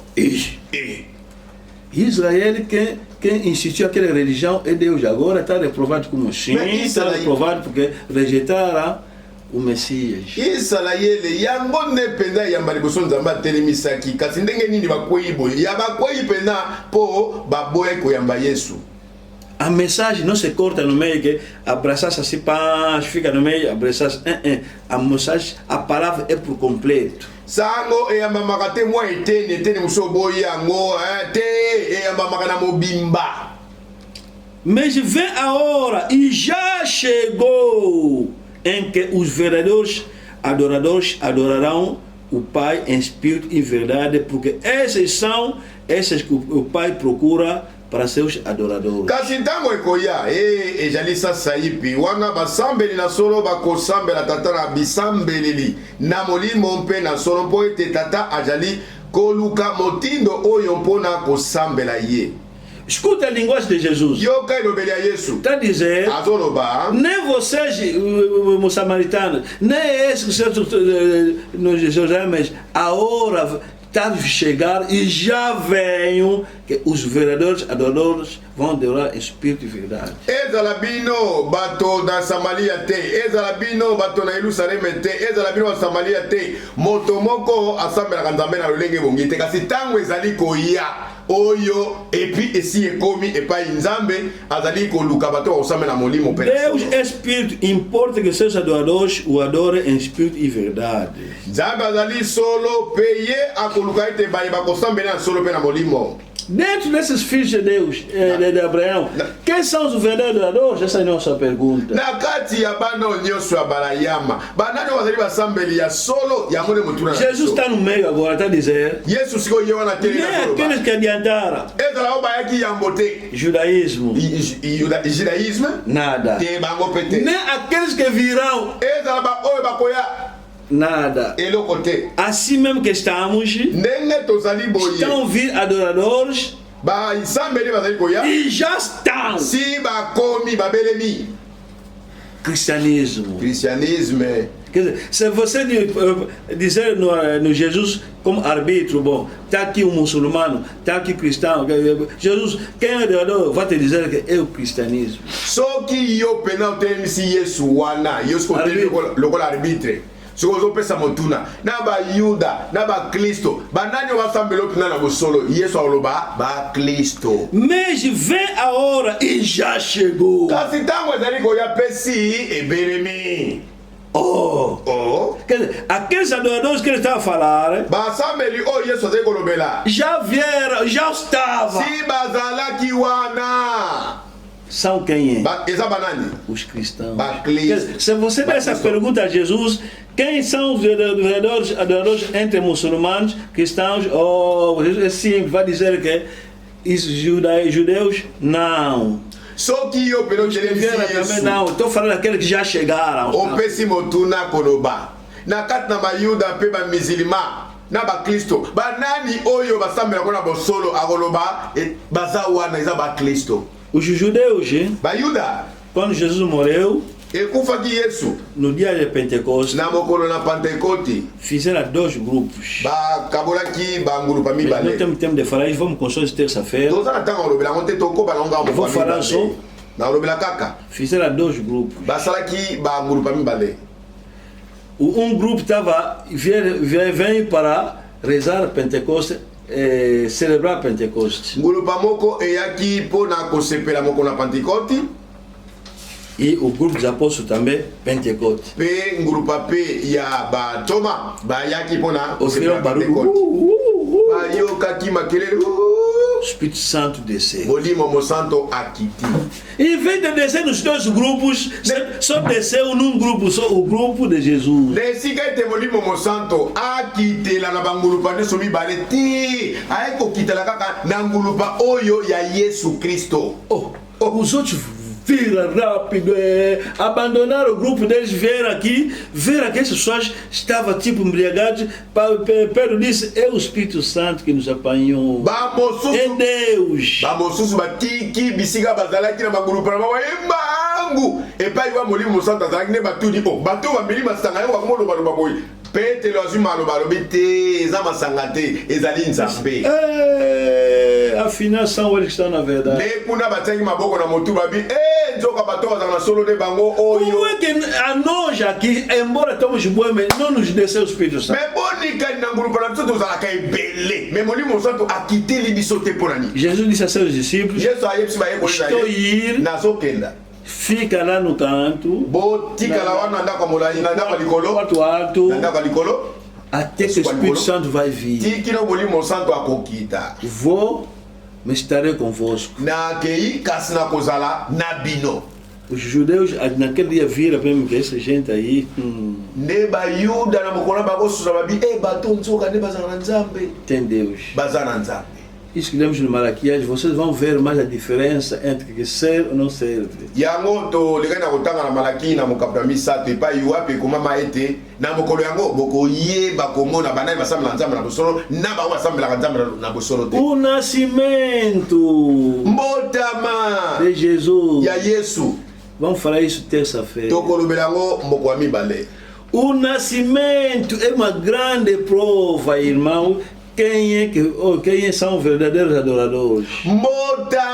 Mbotama ezalaka likambo ya kafu na ba oyo wana babengami basambeli ya solo. Olha, o teu tio, tala noko na yo muçulmano, sabe que Maria era virgem. Ayebi yango ete Maria azalaki moseka. Lá anda lhes falar isso. Kuna pena mizima bateyaka bango yango. Os muçulmanos andam a dizer a mulher mais pura da humanidade é Maria. Mwasi oya leki nabo peto nabo kilimobimba nezali Maria. Manteu virgem.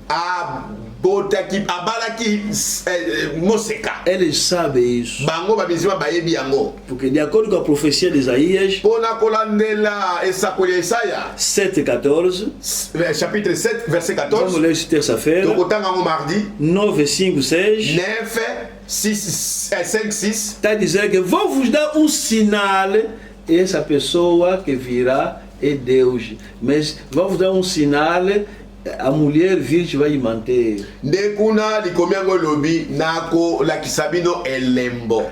Ekotala na mwasi songolo moseka akobota mwana. Moseka ezali ngulupa ba Kristo. Fala no teu tio. Loba na noko na yo. Maomé também nasceu numa virgem. Tuna noko na o musulman. Noko. Est-ce que Maomé abota bela pena mwasi moseka? O líder você anda a seguir. Motu obno la na musulman. Última prova. Sikoyo pona kondimisa bino pona balasuka. Grande prova. Oeza kondimisa pena monene. Isso que lemos no 1 Coríntios 15. Yango totanga na 1 Corinthiens 15. A ressurreição. Lycée quoi? Olha. Fala pergunta nos judeus dentro de vocês quem que morreu e ressuscitou. Tuna epena bayuda na kati na bino nano akufa ki passe kwa ki? Não tem. Azate. Não tem. Azalite. Agora, apóstolo Paulo disse, se toma por alobi, se a ressurreição não existe, a nossa fé é vã. Só que lycée quoi? E salamate wana kondima na biso ezali pamba. Olha, a ressurreição diz que comprova que da maneira que Jesus morreu e ressuscitou, nós também vamos ressuscitar. Amém. Lycée quoi? Yangone likambo endimisaka biso ndenge Yesu akufolaki mpe asekwisamaki yangone ekotala ete biso mpe tosala nini tosekwa. Quando Jesus estava dizendo que vou morrer, vou ressuscitar, os fariseus estavam a duvidar. Tango Yesu azalaki kolaka koloba ete akokufa mpe akosekwa bafarisai bazalaki kotuta tembe. Mas quando os militares falaram que kasi tango basoda bagarde baisei batoete Yesu asekwi balobi nini ressuscitaram. Asekwi. Sabe o que eles fizeram nos judeus? Boyebi nini bafarisai basalaki epai na bagarde. Se o povo saber isso agora tá mal. Tala soki kaka ngulupa nyonso na Israeli bayoki yango biso tobebi. Dera dinheiro. Bapesaki misolo na bagarde. Vamos ler isso terça-feira. Tokotanga yango moko mibale. Dera dinheiro. Bapesi misolo balobi bokanga biloko. Não fala isso. Boloba mote. Quem que não vai falar? Você vai receber dinheiro. Foi na Isabel. Olha dinheiro. Isabel Jesus ressuscitou. Oh, é verdade. Ela também, Isabel, vai na praça. Isabel azimbongo ake compra. Hoje eu vou comer. Lelo na olia pena musunya ngombe. Ambon? Oh, yaso. Dinheiro. Bongo misolo uti wa. Não fala. Aquele Jesus ressuscitou. É verdade afinal. É o mesmo Deus. Andrei bila jambi. Nos dera dinheiro aqui. Bapesi bali rambo. É verdade. Yaso isso kolobati. É segredo. Isso é segredo kolobati. Ela também devorava. Devorava Abraham akena ndako. Meu marido. Mobali na ngai. Sabe Isabelle me deu $100. Oyebi Isabelle, apesi nga lokasa mwa $100. Vous de dinheiro assim? Bele mbongo boyi. Não fala. Ekoloba te. Você é amigo do Pedro, não vai lhe falar esse segredo, hein? Yo mbali nango camarade nous a Pedro. Koyebisa ngo te za sekele na oyebiso ka yo moko. Jesus ressuscitou. Yesu asekui. Aquele que só estava dizendo que é Fala falso. koloba ke azam ta. Jesus! Isso Isa sekele ozoloba usu boye. é assim, novidade se repandiu. Nde boye lokito ya lisekwa Yesu epalanganisamaki na Israele mobimba. Os judeus sabem. Bayuda bayebia. A única religião que o líder ressuscitou somos nós. Eyamba se moko epai wapi motu asekwa ezali biso. Agora, Maomé. Siko Maomé. Olha, Tala. desde que Maomé morreu em 632, Uta Maomé akufa na 632. os muçulmanos penam. Ba musulman mawe. Sabe o que eles fazem? Boebini basala. Cada 4 horas, Chaque 4 heures du temps. troca de cavalo Babongola kampunda balongoli oyo batie mususu. no túmulo de Maomé. Na nkunda ya Maomé. Anda a dizer, Balobaka. Maomé vai ressuscitar Maomé akosekwa para conquistar o mundo. po ete akonza mokili mobima na makasi. Faz o cálculo de 632 até 2020. Siko yo ndeko tanga musulman asala calcul yo moko depuis 632 ti 2020. Nunca ressuscitou. Atikala komenga te koningana te. Cavalo mudar por mudar, Bunda mudar. balongolo mabe batia wana mabe. Não vai ressuscitar. Akoningana kuta te mukete. A verdade está nos cristãos. Amen. Solo eloba nzambe kuta me pana bakristo. Irmão, fica orgulhoso. Ekozala moto ya Perante fier. teu Moto tio. fundu liboso ndoko Fala na na yo. tua tia muçulmana. Loba na tata mwasi no Isa, musulman. ele lhe chama Isa. Babengaka ye Isa. Ele lhe chama Isa. Babengaka Isa. Nós, Isa ressuscitou. Biso Isa asekui. E o vosso Maomé Siko bongo Maomé na bino. não vai ter palavra para te dizer. Akozala ta na iya koloba te. Troca por trocar cavalo. Bashanja basheva na tembe. Batia o mabe, batia musu mabe. Même se ressuscitar é para ir no inferno. Ezala kwa sekui eza nzela tout droit l'ifelo sans scale. Que Jesus é o vencedor. Yesu yende molongi. Que Deus abençoe. Zamba pambola bino mingi. Fica orgulhoso de todo Zala mundo. motalo fundu liboso ba musulman pe bato nyonso. Vocês que têm a verdade. Bino boyambi liloba A solo. ressurreição Lisekwa. é o arbítrio final. Yango nde sifflet oyo ekataka makambo zenga mambo. Quer dizer, você quando chega nesse ponto de ressurreição, Yo ntango okomaka pena na ntango ya lisekwa boye se ndeko. for gritar, grita, Soki ezesenga oganga aleluya ganga Deus é penza. grande, Nzamba Deus monene. é bom. Nzamba malamu. Porque nenhuma religião Po eza na yamba moko te. que tem essa história de mulher que nasceu virgem e homem que ressuscitou. Eza na yamba moko te. Não epai tem, wapi não tem. mwasi moseka. Mesmo nos, Aboti pe moto abotami na mwasi moseka sani na kufi pa sekwi. Eza te. mesmo nos politeístas não tem. Eza na bapoliteiste ezali te. Budista, confucista, taoísta, não tem. Eza te. A única religião é Eyamba se moko o cristianismo. christianisme. Que Deus abençoe. Nzamba pambola bino.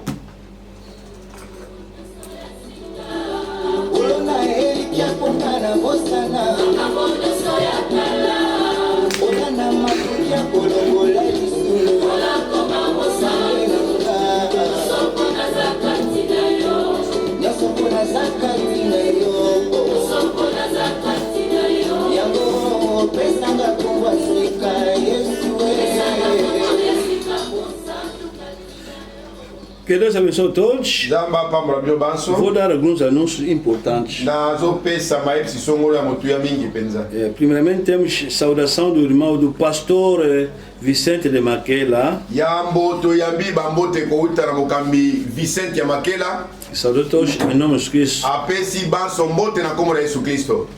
O pregador João Tsumo, que estava conosco aqui, mas está em Canadá, também vos saúdo todos, nos saúdo todos em nome de Jesus Cristo. Montei na kombo ya João Tsumbu. Bazaki na biso awa kasi lelo aza na Canada. Atinde biso banso bambote na komo na Yesu Kristo. Muitos conhecem o irmão João Tsumo. Ebele bayebi ndeko Jean Tsumbu. Saúde a igreja em nome de Jesus Cristo. Apesi eklesia mbote na komo na Yesu Kristo.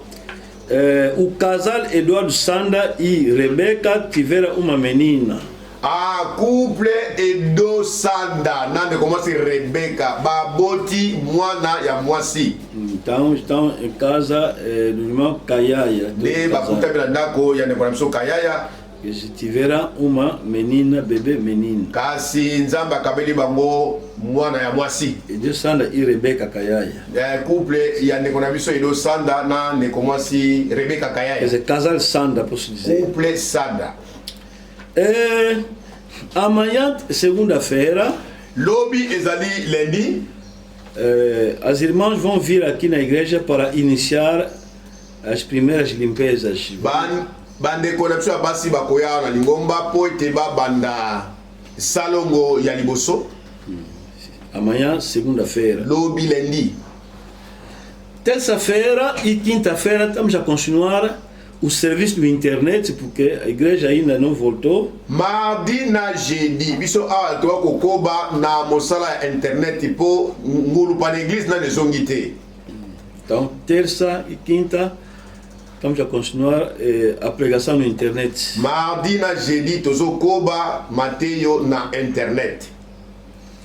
Agora, sexta-feira, sikoyo vendredi os técnicos de som technicien ya som vão vir para ver os aparelhos que muito tempo já não trabalham. Bakoya po batala baparei na biso oe uta tango molaye sala lisusu te.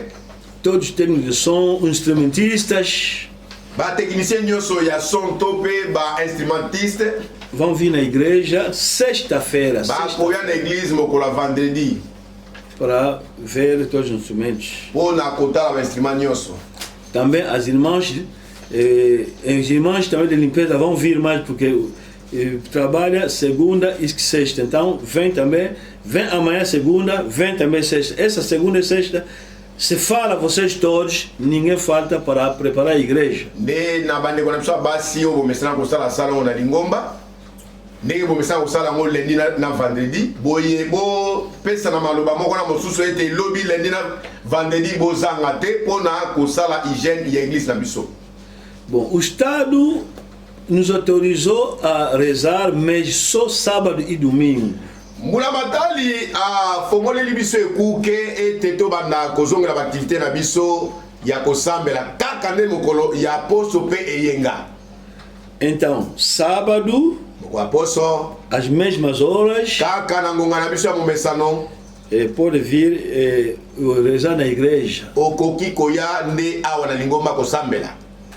Mas já que há muitos irmãos que estão fora do país, já estão acompanhando as pregações, cada sábado, esse mês, esse sábado e domingo, vamos pôr também o serviço de internet. Lokola tozala bandekoration mingi oyo baza pasi pala na bamboka ya bapaya balandaka biso na internet wana etalisi ete samedi dimanche baprédication na internet ekokontinue kaka. Então o Estado nos autorizou sábado e domingo até dia 9 de outubro. Depois vai ver mais como se haverá mudança no Covid-19, as doenças ou não. Ande kuna Mbulamatali asungi ete samedi dimanche tozongela baaktivité ti le 9 et 10e mois akotala soki situation ngo ya Covid-19 ekozala malamu to pete. Então, durante essas 4 semanas, até dia 9, vamos congregar sábado e domingo, só sábado e domingo. Wana kati na 2 semaines oyo tobana koyanga na kaka samedi na dimanche. Então, o problema maior é domingo. Sikolikambo oyo ya monene ezali ba dimanche. Somos muito. Tozala kebele. Sábado não é problema, mas domingo é grande problema. Samedi ezala problème te, mais dimanche nde ezalaka likambo pena monene. Domingo vamos nos partilhar em 3 grupos. Dimanche tokokabwana en 3 groupes.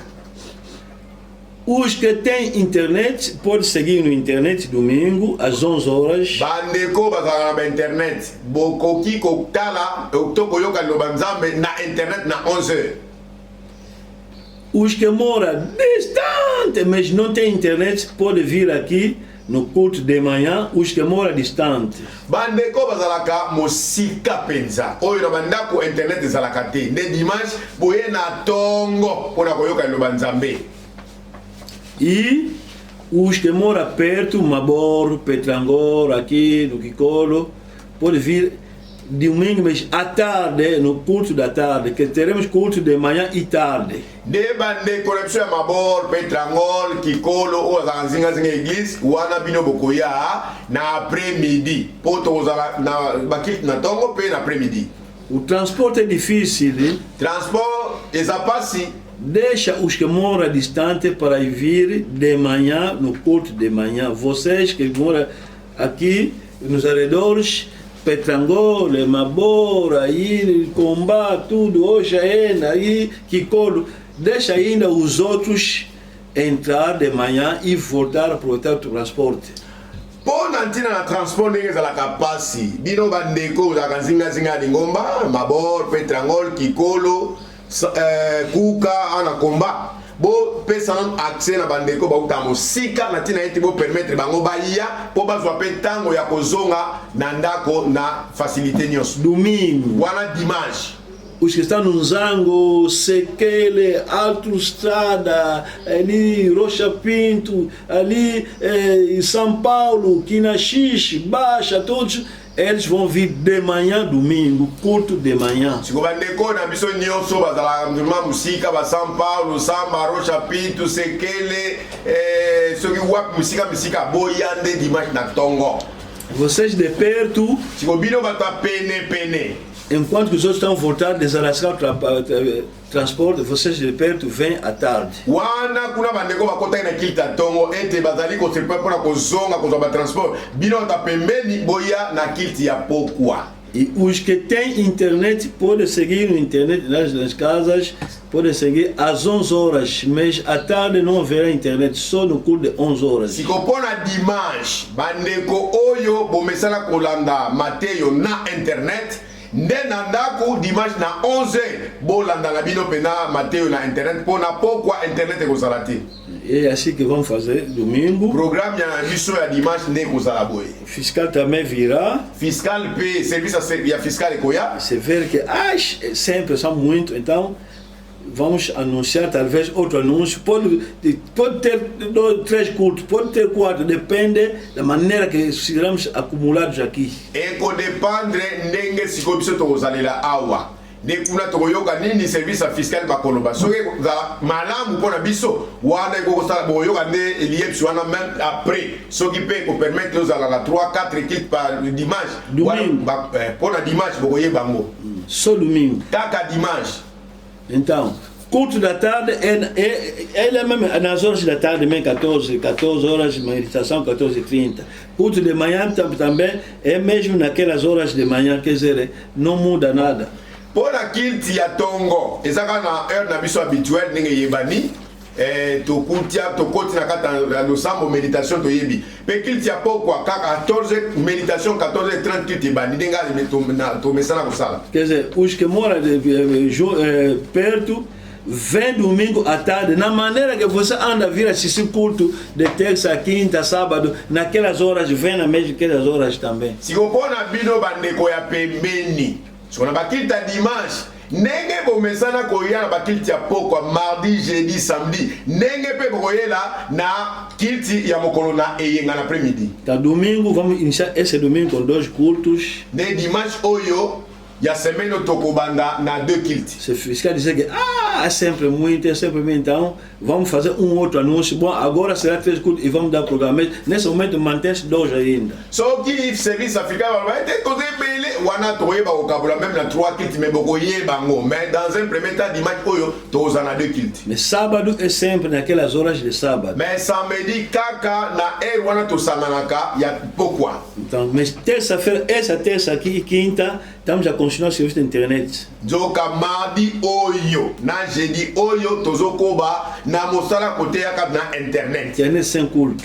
Wana po tozana ba kilti te. Então vamos iniciar o culto só sábado e domingo. To bandaka ba kilti dans l'ensemble samedi na dimanche. Quando você vai vir, leva máscaras. Máscaras é obrigatório. Tango ndeko mwasi ndeko mobali na bana bozwa na losambo bomema ba kashine na bino. Eza très obligatoire. Não há escola dominical, não há ainda escola dominical, não há ainda escola dominical. Akela sipona bana oto ekodimi nanu te, nanu bandite, ekodimi nanu bandite. Não há escola dominical porque as crianças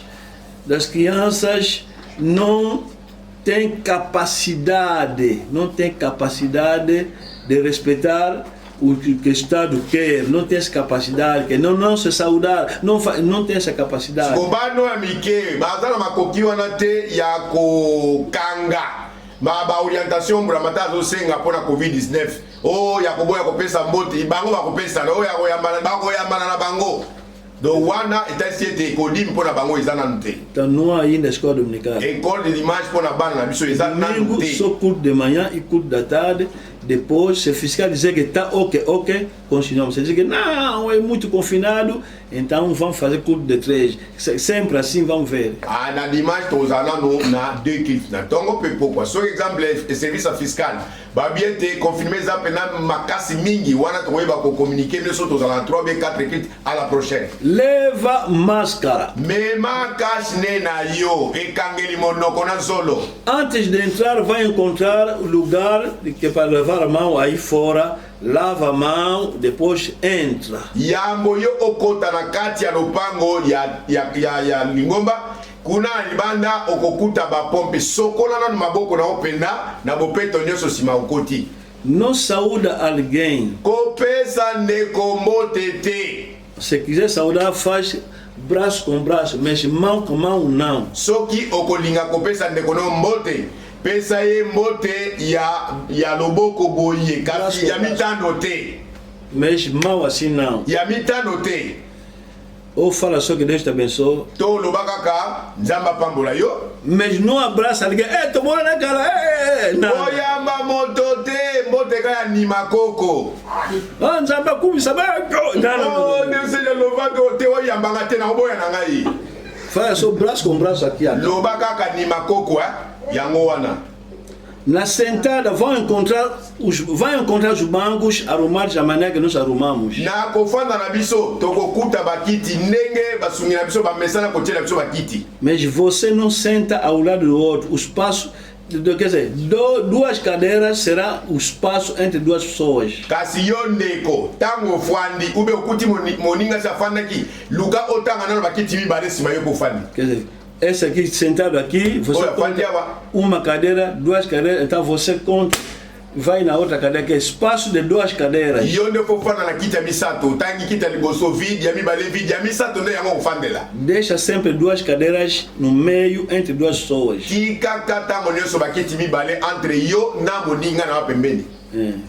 Porque são 2 metros, mas não temos metros para começar a calcular, mas nosso cálculo são cadeiras. Pois espaço maior sem ganhar 10 metros, mas se tu usa na mesure wana te, yango tiko pona koyeba ba mesure na biso, izeli ba kiti mibale. Esse é sábado e domingo. Oyo pona samedi na dimanche. Terça e quinta é nas províncias, mas nós em Luanda é só sábado e domingo. Nas províncias são 4 dias, em Luanda são 2, só sábado e domingo. Na babituka toda ba province vamos fazer ba 4 kilts, mardi, jeudi, samedi, dimanche. Mais biso nenguma mokonzi ya Luanda tozaka samedi na dimanche. Então, terça-feira estamos a continuar no internet sem culto. Quinta, internet sem culto. Wana itansi pona koloba ete mardi oyo tozo continuer na internet kasi kilti ya ngulupa te. Jeudi tozo continuer na internet kasi kilti ya ngulupa te. Que Deus abençoe muito. Zamba pambola bilo mingi. Não esquece a nossa pergunta. Botuna na biso. Quem são os verdadeiros adoradores dentro dos filhos de Israel? Banda nyango basambelaka na bosolo nzambe alola kat na bana na Abrahama. São aqueles que o líder deles nasceu numa virgem e morreu e ressuscitou, foi no céu e prometeu também, vocês também serão assim. Ezali ngulupa ya oyo wana abotamelaki na mwasi moseka akufaki pase kwa kipe alakaki ete bino ndenge moko pe kosalemela no okufi osekwi. São aquele grupo dos cristãos que receberam o Espírito Santo, mas os outros não receberam, mas o mesmo Deus. Ezali ngulupa wana ya baye o bayambaki molimo mosantu ngulupa mosusu bayambaki yango te kasi nzambe se moko. Então cada ora a Deus, rende graças a Deus, fica fiel a esse Deus porque você está na verdade. Boye moko na moko tonda kanzambe zala pena moto na lofundu po yo ozwi ngolu ya koyamba liloba ya solo. Os trabalhos estão a continuar até quinta-feira. Pedreiros vêm porque quinta-feira temos que parar com os trabalhos. Obrigatoriamente, porque sexta é para limpeza e sábado a igreja volta. Vraiment, boya pensa pour te clôturer jeudi. Samedi, misala ko dans sous-souté pour la mission maçonnerie, mais ko dans la pour na hygiène église pour na samedi na dimanche kilti. O trabalho não é só para lavar mal, não. Temos trabalho do poço período que estamos a fazer. Temos também a casa de banho das irmãs, casa de banho dos irmãos. Não é só lá, porque um irmão me disse, não sabia, afinal não. Estamos a falar de trabalho. Quando estamos a falar de trabalho, estamos a falar de tudo. E casa de banho dos homens, e das mulheres, e lavar mão, e aquele posto, tudo isso estamos chamando de trabalho. Misala hoje que estamos na igreja, aka usora maboko te osilicité. Na kosukora maboko, na pui perdi, na kotala wese ya bandeko basi, ya bandeko mibali, ya basala nzambe. Nyonso wana yango ezali ko composer misala zo sala na igreja. Não é só isso. Kaka yango wana te. Não é só isso. Kaka yango wana te. O irmão me disse, não sabia. Ne como ora bem, mas reba kite mo kambi. Também casa bem dos irmãos. E da cabinet bandeko mibali. Vocês mestres pedreiros. Bino nazo ko s'adresser na ba maître maçon. Deus abençoe muito. Zambe apa mrado mingi. Cada